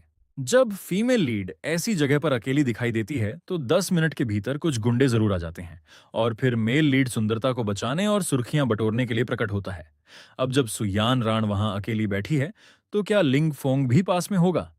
ये सोचकर आपके होठों का कोना थोड़ा फड़क उठा, जिससे एक रहस्यमयी मुस्कान उभरी। परिणाम बिल्कुल वैसा ही था जैसा आपने भविष्यवाणी की थी। आपके 2.5 मिनट इंतजार करने के बाद कई संदिग्ध आदमी उसके पास आए।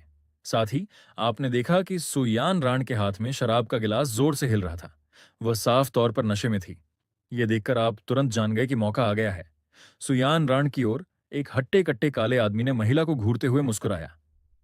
हे सुंदरी, हमारा मान रखो और हम भाइयों के साथ एक ड्रिंक पियो। हालांकि सुयान राण का सिर भारी महसूस हो रहा था, लेकिन उसका स्वभाव नहीं बदला था। वह हट्टा कट्टा आदमी चिढ़ा नहीं बल्कि हंसा। मुझे यह रवैया पसंद है। उसने अपने साथी को इशारा किया और उसके बगल वाले पीले बालों वाले लड़के ने तुरंत एक कॉकटेल उठाकर सुयान राण को थमा दिया। सुनो बहन, मेरा नाम वांगवू है, इस इलाके का शीर्ष व्यक्ति। बहन, मैंने तुम्हें पसंद किया है। मैं तुम्हें 2 विकल्प दूंगा, या तो मेरे साथ चलो या इसे पियो। इससे पहले कि वांग वू अपनी बात पूरी कर पाता, सुयान राण ने गिलास पकड़ा, एक घूंट में उसे खाली किया और मेज पर पटक दिया। उसने एक शब्द थूका, दफा हो जाओ। इस रुख ने वांग वू को भी दंग कर दिया। हाँ हाँ, मुझे उम्मीद नहीं थी कि तुम इतनी सीधी होगी। वांग वू का स्वर बदल गया। लेकिन मैंने अपनी बात केवल आधी ही पूरी की थी। दरअसल मैं कहना चाहता था कि एक बार जब तुम इसे पी लेती हो तो तुम मेरी हो। वह एक भयावह मुस्कान के साथ पास आया। चूंकि तुम इतनी साहसी हो तो अब मेरे साथ चलो। उसने सुयान राण के कंधे की ओर अपना हाथ बढ़ाया। यह देखकर सुयान राण क्षण भर के लिए सचेत हो गई। यह महसूस करते हुए कि उसका सामना एक बदमाश से हुआ है, उसने खड़े होने के लिए संघर्ष किया, लेकिन शराब का असर हावी हो चुका था। जैसे ही उसने खुद को ऊपर धकेला, उसकी आंखों के सामने अंधेरा छा गया और वह वापस कुर्सी पर गिर गई। उस हाथ को करीब आते देख और अपने शरीर को हिलने में असमर्थ पाकर उसे अपने दिल में एक सिहरन महसूस हुई। सब खत्म हो गया। जैसे ही वह हाथ 10 सेंटीमीटर से भी कम दूर था, वह अचानक जम गया। फिर एक शांत आवाज गूंजी, तुम्हारे जैसा कचरा उसे छूने के लायक नहीं है। धिक्कार है, तुम कहां से आए? वांग वू ने अपना हाथ घुमाया, गाली दी और प्रहार करने ही वाला था, लेकिन उसकी बात के बीच में ही उसकी कलाई को अचानक स्टील के पकड़ पिंसर की तरह पकड़ लिया गया। उसका पूरा शरीर जम गया। ऐसा महसूस हुआ जैसे उसकी नसें बेरहमी से भींच दी गई हों और असहनीय दर्द ने उसे लगभग उछाल दिया। आपने वांग वू को एक अजीब मुस्कान के साथ ठंडेपन से घूरा। अगर तुम अपना वंश खत्म नहीं करना चाहते हो तो तुम्हें अभी यहां से निकल जाना चाहिए। वांग वू ने आखिरकार अपनी कलाई छुड़ाई। ठीक है, तुम सख्त हो, मैं आज तुम्हें यह लड़की ले जाने दूंगा, मुझे दोबारा मत दिखना। वह पीछे मुड़े बिना भाग गया। सुयान राण को प्रतिक्रिया देने में काफी समय लगा। उसकी आवाज कांप रही थी। अंकल, अंकल चिन। एक लड़की आधी रात को बाहर क्या कर रही है और इस तरह शराब क्यों पी रही है? आपने उसकी ओर दोषपूर्ण स्वर और बेबसी के संकेत के साथ देखा। इस समय सुयान राण को भी यह दृश्य बेतुका लगा। सामान्य तौर पर वह ऐसी व्यक्ति नहीं थी जो नियंत्रण खो दे, चाहे वह कुछ भी सोचे। आप भी जानना नहीं चाहते थे क्योंकि सिस्टम की आवाज आपके सिर में फिर से गूंज उठी। बधाई हो मेजबान, सुयान राण के बचाव को पूरा करने में एक कदम आगे रहने के लिए। विलन पॉइंट्स +50, पुनर्चक्रित भाग्य मूल्य 100, अधिकतम स्तर की छिपी हुई हथियार प्रवीणता प्राप्त की। ये कौशल महान है।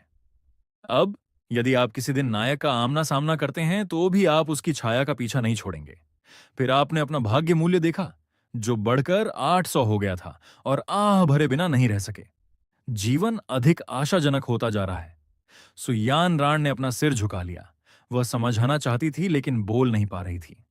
आपने उसे मजबूर नहीं किया और हाथ हिलाकर संकेत दिया कि आप उसे वापस ले जाएंगे।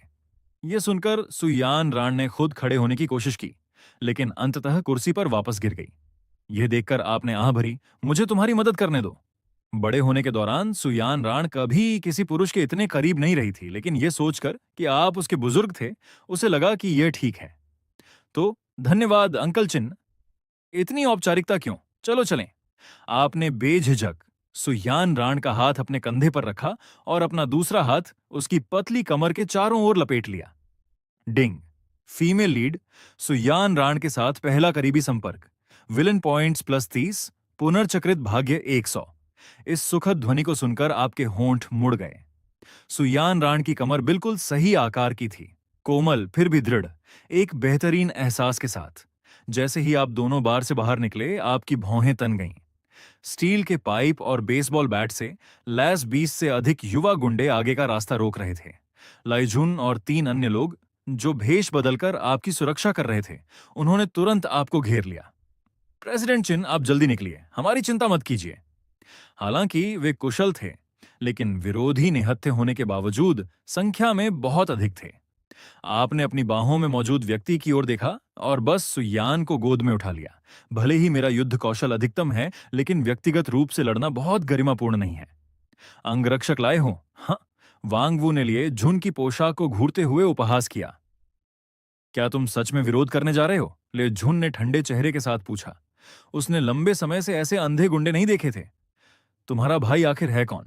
वांग वू ने अपना हाथ हिलाया। भाइयों, इन्हें पकड़ लो, पुरुषों को खत्म कर दो, महिला को हाथ मत लगाना। गुंडे चिल्लाए और लोहे की सलाखों के साथ आगे बढ़े। लय झुन और अन्य लोगों ने तेजी से प्रतिक्रिया दी, अपनी लाठियां खोल लीं। एक ने पीछे का मोर्चा संभाला, एक ने कवर दिया और लयगे झुन ने व्यक्तिगत रूप से विद्युत संयंत्र आपकी वापसी की सुरक्षा के लिए रास्ता साफ किया। आपको लड़की के साथ लगभग बाहर निकलते देख वांग वू चिंतित हो गया। उस महिला को पकड़े हुए लड़के को पकड़ने के लिए कुछ लोगों को भेजो, उसे भागने मत देना। मूल रूप से अंगरक्षकों को घेरे हुए कई गुंडे तुरंत आपकी ओर मुड़ गए। लेजुन के दिल की धड़कन बढ़ गई। ये कचरा लोग वास्तव में मुख्य बल को निशाना बनाना जानते थे। उसने मुड़ने और आपको बचाने की कोशिश करने वाले एक विरोधी को पीछे धकेला, लेकिन 2 अन्य लोगों ने उसे रोक दिया। वह केवल इतना चिल्ला सका, सावधान! अगले ही सेकंड में अप्रत्याशित रूप से एक दबी हुई आवाज सुनाई दी, क्योंकि एक गुंडा स्टील पाइप घुमा रहा था। वह पीछे की ओर उड़ गया। आखिर क्या हुआ?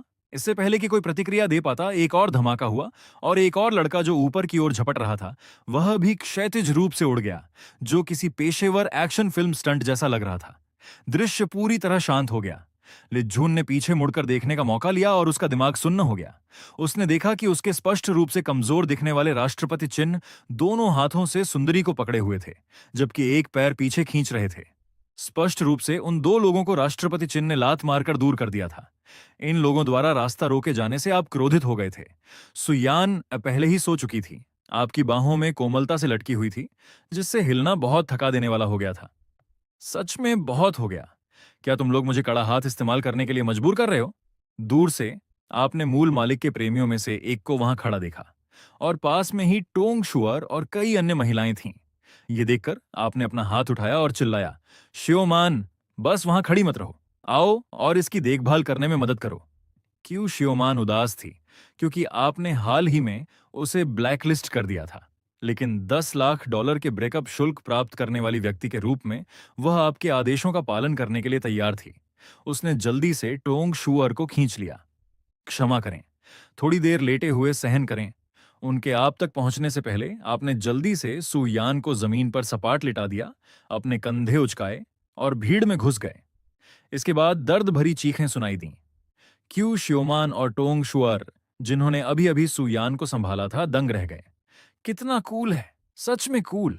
आश्चर्य, प्रशंसा और धड़कता हुआ दिल। उनकी भावनाएं उथल पुथल थीं। ऐसी कौन सी लड़की है जिसे ऐसा पुरुष पसंद नहीं है, जो पैसा भी कमा सके और उनकी रक्षा भी कर सके? वर्तमान में आप वही व्यक्ति थे। बायां हाथ, घुटने का प्रहार, कोहनी का प्रहार, घूमती हुई किक। चालों का पूरा सेट इतना सहज था जैसे 100 बार अभ्यास किया गया हो। रात के 11 बज चुके थे और बार खचाखच भरा था।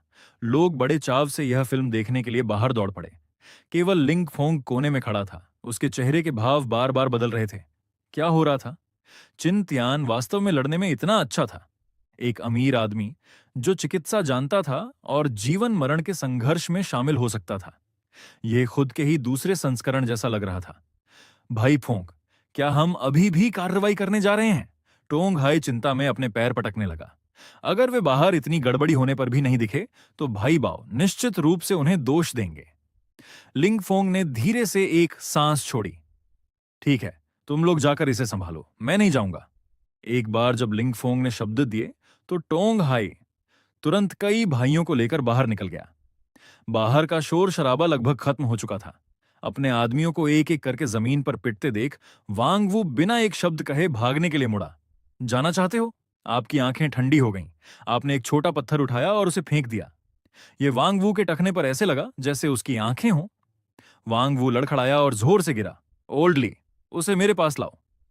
आपकी आवाज तेज नहीं थी, लेकिन उसमें एक ठंडक थी। आदेश का पालन करते हुए ओल्ड लिए ने वांग वू की कॉलर पकड़ी और उसे वापस खींच लिया। उसके घुटने के पीछे लात मारी। पत्थर से पहले से ही चकराया हुआ वांग वू घुटनों के बल गिर गया। लानत है तुम पर, तुम्हारी मुझे छूने की हिम्मत कैसे हुई? मैं टाइगर लॉर्ड का आदमी हूं। यह सुनकर आपने सीधे उसके चेहरे पर लात मारी। टाइगर लॉर्ड, वह किस तरह की चीज है? आप उपहास से बोले। वापस जाओ और अपने टाइगर लॉर्ड से कहो कि पता करे कि मैं कौन हूं। उससे कहो कि 3 दिनों के भीतर व्यक्तिगत रूप से माफी मांगने आए, अन्यथा तुम्हारे पूरे गिरोह के अस्तित्व की कोई जरूरत नहीं है। बेशक अगर तुम यह पता नहीं लगा पाते कि मैं कौन हूं, तो वह और भी अच्छा है। तुम्हारे पास अस्तित्व में रहने की योग्यता भी नहीं होगी। क्या तुम समझते हो? हर शब्द जैसे आपके दांतों के बीच से दबाकर निकल रहा था। समझ गया, मैं उसे बता दूंगा। वांग वू का मुंह खून से भरा था और वह अपने दिल में आपसे नफरत कर रहा था। टाइगर लॉर्ड से माफी मंगवाओगे? तुम खुद को समझते क्या हो? लेकिन उसे अभी के लिए अपना सिर झुकाना पड़ा और आत्मसमर्पण करना पड़ा। लेकिन आप उसे इतनी आसानी से कैसे छोड़ सकते थे? संदेश पहुंचाने के लिए एक मुंह ही काफी है। ओल्ड ले, इसके हाथ पैर अपंग कर दो। क्या? वांग वू ने ऊपर देखा, उसकी आंखें फटी की फटी रह गईं। इस तरह के सड़क छाप गुंडे से निपटते समय ओल्ड लिए ने बिल्कुल भी संकोच नहीं किया। एक कड़कड़ाहट के साथ वांग वू की सुअर जैसी चीख पूरी सड़क पर गूंज उठी। वांग वू को खत्म करने के ठीक बाद बार सुरक्षा आखिरकार घबराई हुई बाहर निकली। आप इन बेकार लोगों की परवाह नहीं कर सकते थे और लिझुन और अन्य दो की ओर मुड़े। तुम लोग कैसे हो? क्या तुम ठीक हो? हम ठीक हैं, दोनों अंगरक्षकों ने दर्द सहते हुए जवाब दिया। आपने देखा कि उनके कपड़े धूल और खून से सने थे। ओल्ड ली, इनमें से प्रत्येक को 1 लाख दो, अस्पताल जाओ और अच्छा इलाज कराओ। अगर यह पर्याप्त नहीं है तो मेरे पास आना। यह सुनकर लिए जुन हैरान रह गया। ऐसा क्यों लगा कि बॉस एक अलग व्यक्ति बन गए हैं। पहले वह उन्हें बेकार होने के लिए गाली देते। उन्होंने अपने अधीनस्थों की देखभाल करना कब शुरू किया, लेकिन उसने इस पर विचार नहीं किया। वर्तमान बॉस उसे अधिक पसंद आ रहे थे। आपने उनके विचारों को नजरअंदाज किया और ली जुन से कहना जारी रखा, तुम उन्हें अस्पताल ले जाओ, मैं पहले मिस सू को वापस ले जाऊंगा। ली जुन कहने ही वाला था, आपका अकेले रहना सुरक्षित नहीं है। लेकिन जमीन पर पड़े गुंडों को देखकर उसने अपने शब्द वापस निगल लिए और कार लेने चला गया। अब जल्दी से सुयान की तरफ चले गए। प्रेसिडेंट चिन, उसका माथा भयानक रूप से गर्म है। क्यू शियोमान ने चिंता से कहा। आपने भौहें सिकोड़ी और उसका माथा छुआ। वास्तव में तेज बुखार। इस समय टोंग शुअर ने शर्माते हुए कहा, मैंने मैंने उसकी नब्ज जांची। ऐसा लगता है कि उसे कामोत्तेजक दवा दी गई है। स्पष्ट रूप से वांगवू ने उसे जो ड्रिंक पहले दिया था उसमें नशीला पदार्थ मिलाया गया था। आप मन ही मन हंसे। अगर आप आज रात नहीं आए होते तो लिंगफोंग को वास्तव में एक बड़ा मौका मिल जाता, सुंदरी को बचाने और नशीले पदार्थ की साजिश का सामना करने का। और यही तक एपिसोड समाप्त होता है। मुझे माफ करना है कि मैं आप लोगों के लिए आधे घंटे का ही वीडियो बना पाया, क्योंकि मुझे आज टाइम नहीं मिला। कुछ और काम में मैं झूठ किया था तो इसलिए वीडियो बनाने का मौका नहीं मिला। कल आपको इसका अगला पार्ट मिलेगा। तो आप लोगों का काम सिर्फ एक ही है कि आप लोग वीडियो को लाइक और सब्सक्राइब कर लेना चैनल को। और जो कोई भी मेरे चैनल को ज्वाइन करना चाहते हैं या फिर सुपर थैंक्स देना चाहते हैं तो वह कर सकते हैं, इसके लिए मना नहीं है। हाँ, अगर आप अमीर परिवार से हैं या आपके जेब में पैसे भरे पड़े हैं तब आपके लिए यह फ्री है नहीं। तो बस आप लोगों की सपोर्ट ही काफी है। तो मिलते हैं अगले वीडियो में, तब तक के लिए बाय बाय। जहां से पिछला वीडियो खत्म हुआ था एपिसोड वहीं से स्टार्ट होता है। यह सब पूरी तरह से व्यवस्थित था। आप सुयान को लेकर पोर्श में अस्पताल की ओर भागे। सुयान पूरी तरह से मदहोश थी। बहुत गर्मी है, बहुत ज्यादा गर्मी है। वह गर्मी बर्दाश्त नहीं कर पा रही थी और उसके कपड़े स्वाभाविक रूप से उतरने लगे। आप बगल की सीट पर नजर डालते हुए सड़क पर ध्यान केंद्रित कर रहे थे। सच कहूं तो यह दृश्य किसी भी सामान्य पुरुष के लिए विस्फोटक होता।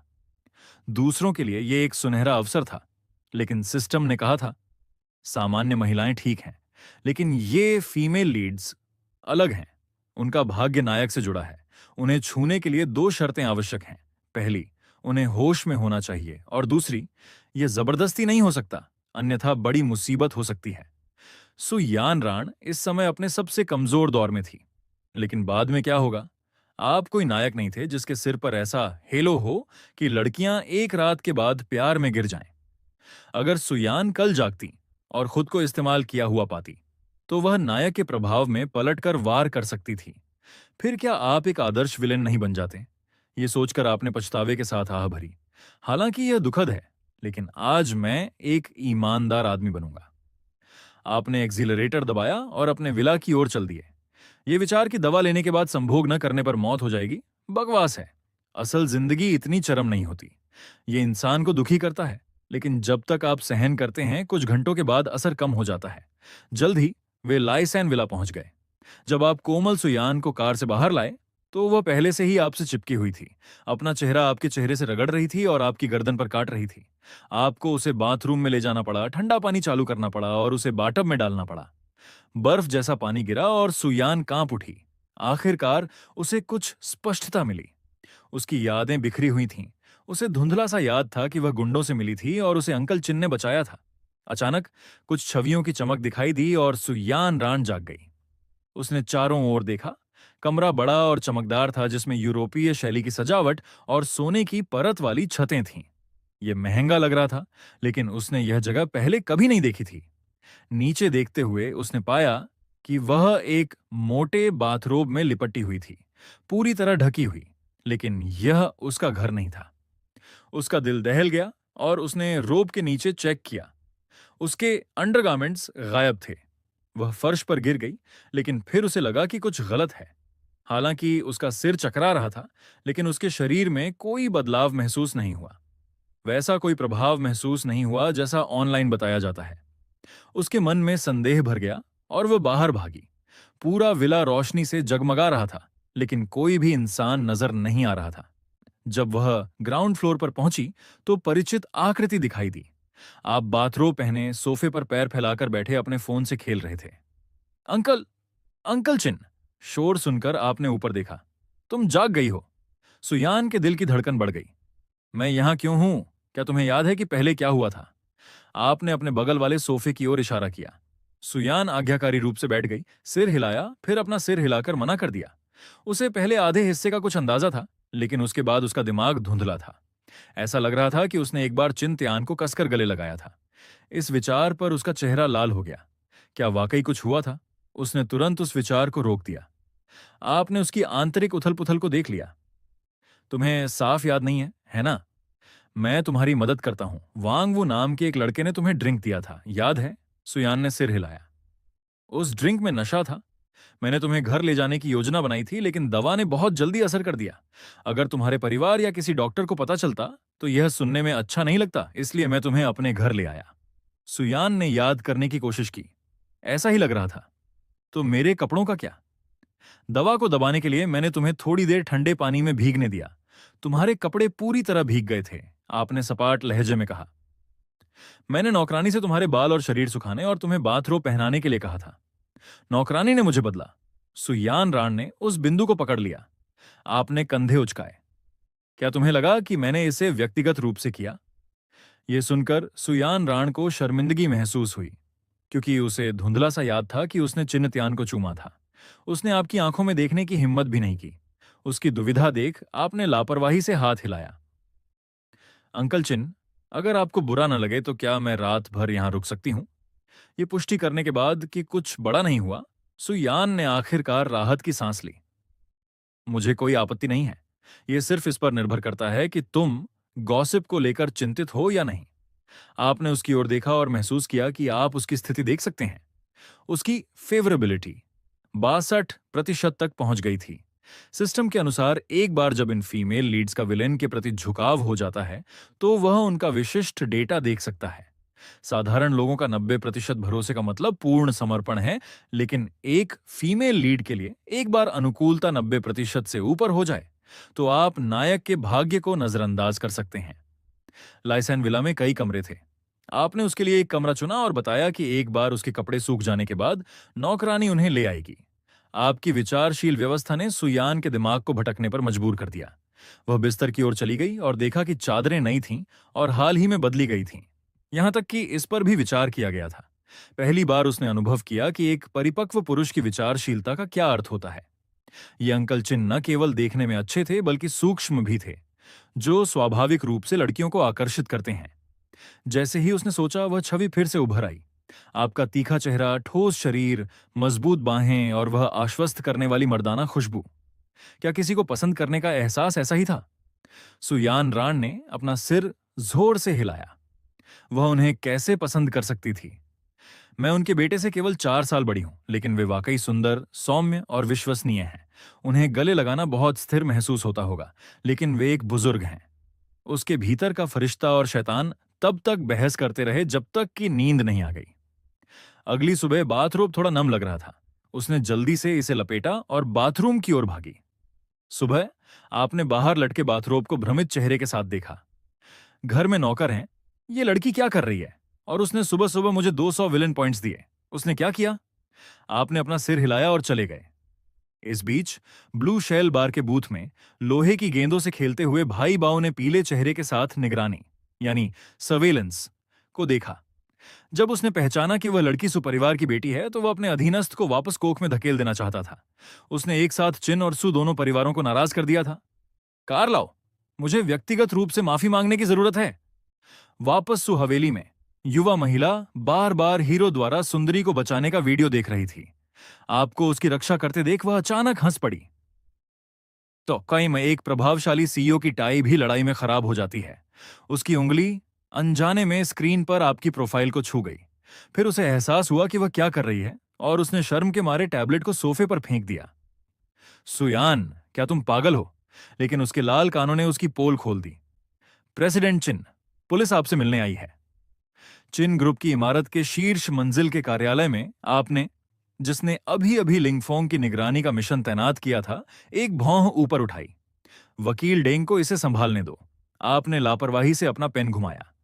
इस छोटे से दृश्य के लिए आपकी उपस्थिति की आवश्यकता नहीं थी।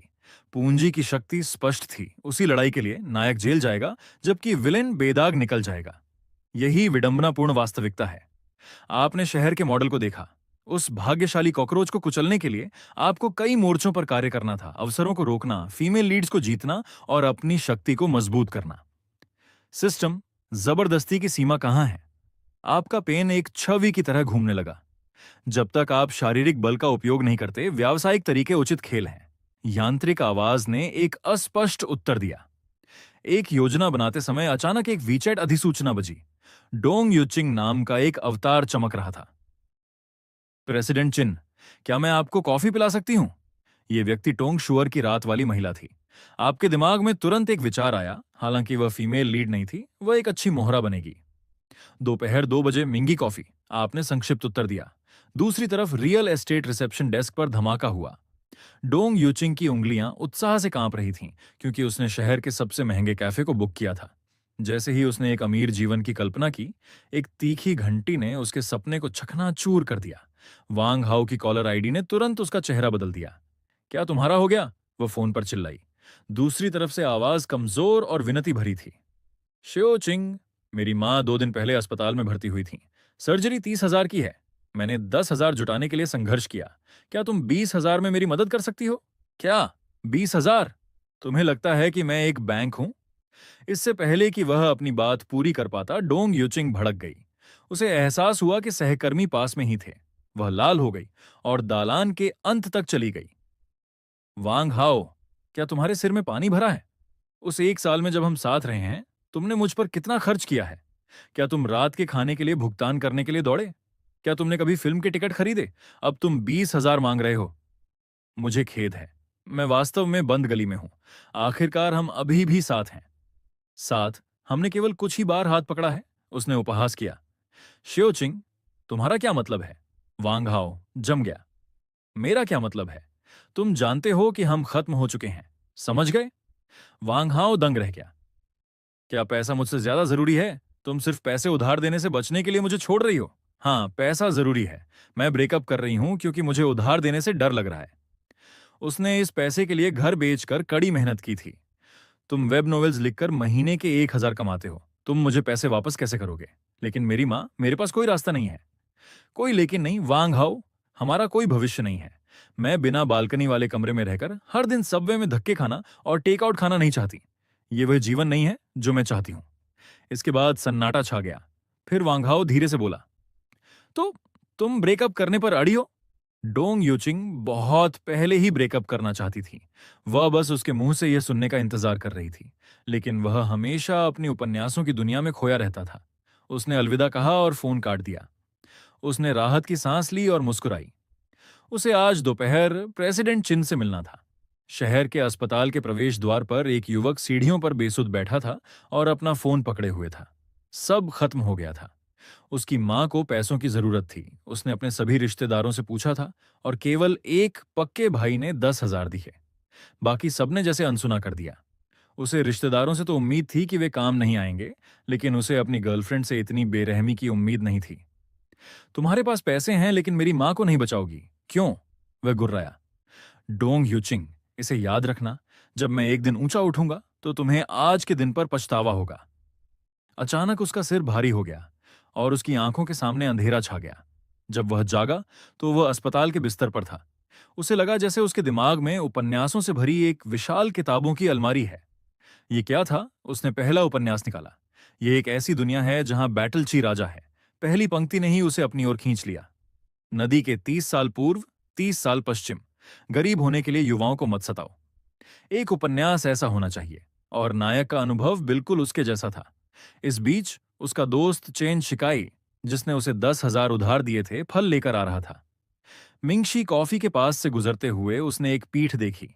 डोंग यूचिंग, वह यहां क्यों है? उसने फोन किया। वांग हाओ, वह कैसा है? मैंने अभी डोंग यूचिंग को मिंगशी कॉफी में घुसते देखा। वहां एक कप कॉफी सैकड़ों की आती है। उसके पास इतने पैसे कहां से आए? वांग हाओ तुरंत समझ गया, उनका अभी ब्रेकअप हुआ था। चेन फैटी बोला, वह कैसा था? ब्रेकअप एक बड़ी बात है। तुम्हें इसे आमने सामने कहना चाहिए। उसने शायद तुम्हें छोड़ने से पहले ही किसी और को ढूंढ लिया होगा। क्या तुम ये सब बर्दाश्त कर सकते हो? वांग हाओ की आवाज ऊंची हुई। अगर वह किसी और आदमी के साथ है तो शालीनता की चिंता मत करो, उसका सामना करो। वांग हाओ हिचकिचाया, फिर अपने दांत पीस लिए। मेरा इंतजार करो, मैं आ रहा हूं। सफल होने के बाद वह हर दिन उसे पछतावा कराने के बारे में सोचकर समय बर्बाद नहीं करेगा। अगर तुम मुझसे पूछो कि क्या वह सच में किसी और के साथ मिल गई है, तो तुम्हें जेंटलमैन बनने की जरूरत नहीं है। अगर सामना करना है तो करो। भले ही रिश्ता पूरी तरह खत्म हो जाए, तुम्हें उसके मुंह पर सच पूछना होगा। वांग हाओ हिचकिचाया। वास्तव में व्यक्तिगत रूप से बहस करना उसे खुद को नीचा दिखाने जैसा लगा। लेकिन फिर उसने सोचा कि कैसे उसने उसे इतनी सफाई से छोड़ दिया था। उसने दांत भींचे और कहा, ठीक है, रुको, मैं अभी वहां आ रहा हूं। इस बीच मिंगशी कॉफी शॉप पर ऑपली, जुन और 4 अंगरक्षकों के साथ पहुंचे। डोंग युचिंग ने आपको एक नजर में पहचान लिया और तुरंत हाथ हिलाया। प्रेसिडेंट चिन, यहां। आप आज काफी सुंदर लग रहे हैं। बैठते ही आपने मुस्कुराहट के साथ कहा। डोंग युचिंग इतनी खुश थी कि उसकी हंसी नहीं रुक रही थी। मन ही मन खुश थी कि उसकी तैयारी बेकार नहीं गई। आप वाकई लोगों की तारीफ करना जानते हैं। धन्यवाद, प्रेसिडेंट चिन। आपने ज्यादा ध्यान नहीं दिया और सीधे मुद्दे पर आए। मुझे घुमा फिरा कर बात करना पसंद नहीं है, इसलिए मैं सीधा कहूंगा। हम कल ही पहली बार मिले थे। अगर हम कहें कि हम परिचित हैं तो वह सच नहीं होगा। अगर हम कहें कि हम दोस्त हैं तो तुम उस लायक भी नहीं हो। इन परिस्थितियों में तुम्हारा मुझे बाहर बुलाना या तो काम के सिलसिले में है या तुम करीब आना चाहती हो। तुम्हारी स्थिति को देखते हुए तुम यहां बिजनेस की बात करने तो नहीं आई हो, तो जवाब जाहिर तौर पर दूसरा वाला ही है। डोंग यूचिंग का चेहरा आपकी प्रत्यक्षता से लाल हो गया। वह हकलाने लगी और एक पूरा वाक्य नहीं बोल पाई। अगर तुम कुछ कहना चाहती हो तो कहो, चूंकि मैं आया हूं तो मैं उसी इरादे से आया हूं। यह देखकर डोंग यूचिंग ने अपनी हिम्मत जुटाई और अपना मकसद बताया। ओम, प्रेसिडेंट चिन, क्या आप मुझे एक मौका दे सकते हैं? उसे डर था कि अगर उसने अभी सच नहीं बताया तो मौका हाथ से निकल जाएगा। उसकी बातें सुनकर आप मुस्कुराए। जो तुम चाहती हो उसे स्वीकार करने की हिम्मत रखना उन शर्मीली लड़कियों से बेहतर है। मेरे साथ रहने में कोई समस्या नहीं है, लेकिन मेरे 3 नियम हैं। अगर तुम उनसे सहमत हो तो हम अभी निकल सकते हैं। पहला, आज से तुम्हें किसी और मर्द के करीब जाने की इजाजत नहीं है। डेटिंग की बात तो छोड़ो, तथाकथित करीबी दोस्त या भाई भी नहीं चलेंगे। दूसरा, मैं तुमसे शादी नहीं करूंगा और न ही सिर्फ तुम्हारे साथ रहूंगा। तीसरा, भविष्य में सिर्फ मैं ही तुम्हें ढूंढ सकता हूं। तुम्हें मुझसे संपर्क करने की इजाजत नहीं है। मेरा मतलब बहुत साफ है। आपने अपनी बात एक बार में रख दी। बेशक, चूंकि तुम इस सफर में मेरे साथ हो, तो मैं तुम्हारी कोशिशों को बेकार नहीं जाने दूंगा। तुम्हें पैसों की कमी नहीं होगी। तुम अपनी पसंद की जीवन शैली चुन सकती हो। अगर हम कभी अलग भी हुए तो मैं तुम्हें इतनी रकम दूंगा कि तुम कुछ समय आराम से रह सको। अगर यकीन न हो तो अपनी सहेली क्यू श्योमान से पूछ लेना। श्योमान ने भी आपसे बात की थी। डोंग यूचिंग एक पल के लिए दंग रह गई, लेकिन फिर उसे लगा कि यह स्वाभाविक है। आखिरकार ऐसी बातें कोई सबको नहीं बताता। तुम्हारे पास सोचने के लिए 2 मिनट हैं। मुझे साफ जवाब चाहिए। प्रेसिडेंट चिन, क्या आप मुझे नीची नजर से देखेंगे? डोंग युचिंग ने होंठ चबाते हुए पूछा। वह जानती थी कि वह दूसरों की नजरों में गिर रही है। हालांकि आपके जवाब ने उसे चौंका दिया। नहीं, अपनी संतुष्टि के लिए जीना गलत नहीं है। बाहर की अफवाहें सिर्फ इसलिए हैं क्योंकि कुछ लोगों में आत्म जागरूकता की कमी है। तुम अलग हो। तुम्हारे पास लुक्स और बेहतरीन शरीर है, इसलिए तुम्हारे पास बेहतर जीवन चुनने की ताकत है। मैं तुम्हें नीची नजर से क्यों देखूंगा? उसे लगा जैसे उसने गलत सुना हो। यह पहली बार था जब किसी ने रखैल बनने की बात इतनी शांति से की थी, जैसे इसमें कुछ शर्मिंदगी ना हो। क्या तुम्हें लगता है कि मुझे तुम्हें खुश करने के लिए झूठ बोलने की जरूरत है? आपने उसे तिरछी नजर से देखा। औरतों को समझना खाली लोगों का काम है। मैं कभी ऐसे उबाऊ कामों में नहीं पड़ता। लगभग 20 मिनट बाद आप खड़े हुए, बिल चुकाया और जाने के लिए तैयार हुए। जैसे ही आप दुकान से बाहर निकले, डोंग युचिंग ने चुपचाप आपका हाथ थाम लिया, क्योंकि वह मना करने का कोई कारण नहीं ढूंढ पाई थी। प्रेसिडेंट चिन, हम आगे कहां जा रहे हैं? उसकी बातें सुनकर आपके होठों पर मुस्कान आ गई। पहले हम कपड़े लेंगे। जो तुमने पहना है वह अच्छा है, लेकिन चूंकि तुम मेरे साथ खड़ी होने वाली हो, तो सिर्फ अच्छा होना काफी नहीं है। यह सुनते ही डोंग युचिंग का दिल धड़क उठा। क्या एक अमीर आदमी के साथ होने का एहसास ऐसा होता है? एक वाक्य और कार्ड तुरंत स्वाइप हो गया। कोई हैरानी नहीं कि लड़कियां एक गरीब आदमी के साथ पूरी जिंदगी बिताने के बजाय रखैल बनना पसंद करती हैं। उसे याद आया जब वांग हाओ उसे 10 युआन वाले स्टॉल पर नूडल्स खिलाने ले जाता था। अचानक एक चीख ने उसे हकीकत में ला दिया। गली के कोने से दो काली परछाइयां दौड़ती हुई आईं। इससे पहले कि वे आपके करीब आते, आपके अंगरक्षकों ने उन्हें रोक दिया। डोंग यूचिंग ने गौर से देखा, वह वांग हाओ था। वांग हाओ, तुम यहां क्यों हो? तुम मुझसे पूछ रही हो कि मैं यहां क्यों हूं? डोंग यूचिंग, मैंने तुम्हें पहचानने में बड़ी गलती की। वांग हाओ ने आपको गुस्से से घूरा। उसके बगल में खड़ा फैटी चेन आपकी लग्जरी कार और अंदाज देखकर दंग रह गया। आज सुबह ब्रेकअप किया और दोपहर को किसी और के साथ? तुम तो बड़ी शरीफ लड़की निकली। डोंग यूचिंग पलटकर जवाब देना चाहती थी, लेकिन उसने खुद को रोका। वह आपको स्थिति समझाना चाहती थी, लेकिन आपने हाथ उठाकर उसे चुप करा दिया। मैं तुम्हें 5 मिनट देता हूं, यह कहकर आप उनकी तरफ देखे बिना कार में बैठ गए। वांग हाओ और फैटी चेन को ऐसी प्रतिक्रिया की उम्मीद नहीं थी। वे आपकी नजरों में उसे गिराना चाहते थे, लेकिन आपने तो पलक तक नहीं झपकाई। वांग हाओ, अपनी मां की देखभाल करने के बजाय यहां हंगामा क्यों कर रहे हो? डोंग यूचिंग ने मौका पाकर कहा। वांग हाओ का गुस्सा भड़क उठा। डोंग यूचिंग, अगर ब्रेकअप के बाद तुम किसी और से मिलती तो मैं कुछ नहीं कहता, लेकिन ये क्या है? अभी हम पूरी तरह अलग भी नहीं हुए और तुमने नया आदमी दिखाना शुरू कर दिया। तुम्हें लगता है ये बहुत गर्व की बात है? तुम पहले ऐसी नहीं थी। वांग हाओ का स्वर थोड़ा नरम हुआ। तुम जानती हो, अमीर लोगों के पास औरतों की कमी नहीं होती। वह आज तुम्हारे साथ है, कल ऊब जाएगा तो लात मार देगा। तुम क्या चाहती हो? लात खाना तुम्हारे साथ समय बर्बाद करने से बेहतर है। डोंग यूचिंग ने उसे बीच में ही रोक दिया। वांग हाओ, खुद से झूठ बोलना बंद करो। प्रेसिडेंट चिन के पास लुक्स, पैसा और काबिलियत है। उनके साथ रहने में क्या बुराई है? अगर वो कल मुझे नहीं चाहेंगे तो वो मेरी पसंद होगी। कम से कम तुम्हारी तरह खाने के लिए तरसना तो नहीं पड़ेगा। तुम्हें अपनी माँ के लिए 20,000 चाहिए ना? मैं अभी भेज रही हूं। उसने फोन निकाला और 20,000 वांग हाओ के खाते में भेज दिए। ये ब्रेकअप फीस है, मैं तुम्हें दे रही हूं, उसने साफ कहा। अब से हम बराबर हैं और हमारा कोई रिश्ता नहीं है। ये कहकर वह आपकी कार की तरफ चल दी। तभी आपके दिमाग में सिस्टम की आवाज गूंजी। डिंग। नायक की एक्स गर्लफ्रेंड को सफलतापूर्वक छीन लिया। कहानी बदल रही है। 300 विलन पॉइंट्स प्राप्त हुए। आप चाहें तो कौशल ड्रा कर सकते हैं। अभी ड्रा मत करो, आपने सोचा। आपने तो सिर्फ उसे एक मोहरे की तरह इस्तेमाल करना चाहा था, लेकिन वांग हाओ का इस कहानी का नायक होना आपके लिए नया सुराग था। आपने उसे स्कैन किया। उसका भाग्य मूल्य 72 था और वह ऊपर की ओर बढ़ रहा था। मतलब उसने अभी अभी कोई सिस्टम हासिल किया था और उसका पलटवार अभी शुरू नहीं हुआ था। इस दुनिया में एक से ज्यादा नायक थे। क्षमा करें प्रेसिडेंट चिन, आपको इंतजार कराया। आपने वांग हाओ की तरफ एक आखिरी नजर डाली और कार आगे बढ़ा दी। क्या वह तुम्हारा बॉयफ्रेंड था? ओह प्रेसिडेंट चिन, हमने बस कुछ बार साथ खाना खाया और फिल्में देखी। ज्यादा से ज्यादा हाथ पकड़ा था। डोंग यूचिंग की सफाई सुनकर आप हंसे। चिंता मत करो, मैंने बस यूं ही पूछा। अगर सच में कुछ होता भी तो मुझे फर्क नहीं पड़ता। चलो पहले कपड़े लेते हैं। डोंग यूइंग ने जल्दी से सिर हिलाया। वांग हाओ, जैसे जमीनी स्तर से संघर्ष कर ऊपर आने वाले नायक से निपटना उन सर्वशक्तिमान प्रकार के नायकों की तुलना में बहुत आसान है, इसलिए आपको बिल्कुल भी जल्दी नहीं थी। शियान, क्या आपने प्रेसिडेंट किन से बात की? जब आप आंखें बंद करके आराम कर रहे थे तब डोंग यूइंग ने चुपके से अपनी सबसे अच्छी सहेली को एक मैसेज भेजा। तुम्हें इस बारे में कैसे पता चला? कू शियाओमैन चौंक गई। ये मत सोचो कि मुझे कैसे पता चला। मैं बस ये जानना चाहती हूं कि ब्रेकअप फीस कितनी थी। ठीक है, लेकिन तुम ये बात किसी को भी नहीं बताओगी। अगर तुमने बकवास करने की हिम्मत की तो फिर हम एक दूसरे से बात नहीं करेंगे। मैं कसम खाती हूं कि मैं किसी तीसरे व्यक्ति को नहीं बताऊंगी। 1 मिलियन। मुझे बहुत सारी चीजें देने के अलावा ब्रेकअप के समय उसने मेरी तरफ 1 मिलियन भी फेंके थे। 1 मिलियन की संख्या देखकर डोंग यूइंग पूरी तरह दंग रह गई। उसने उम्मीद नहीं की थी कि कोई अमीर व्यक्ति इतना उदार होगा। उसके वर्तमान वेतन के आधार पर उसे बिना कुछ खाए पिए लगभग 10 साल तक काम करना पड़ता। इस आंकड़े को देखकर उसका मन पूरी तरह शांत हो गया। क्यू शियान के साथ थोड़ी और बातचीत करने के बाद उसने जल्दी से अपना फोन रख दिया। आखिरकार उसे अपने शुगर डैडी की सेवा करनी थी।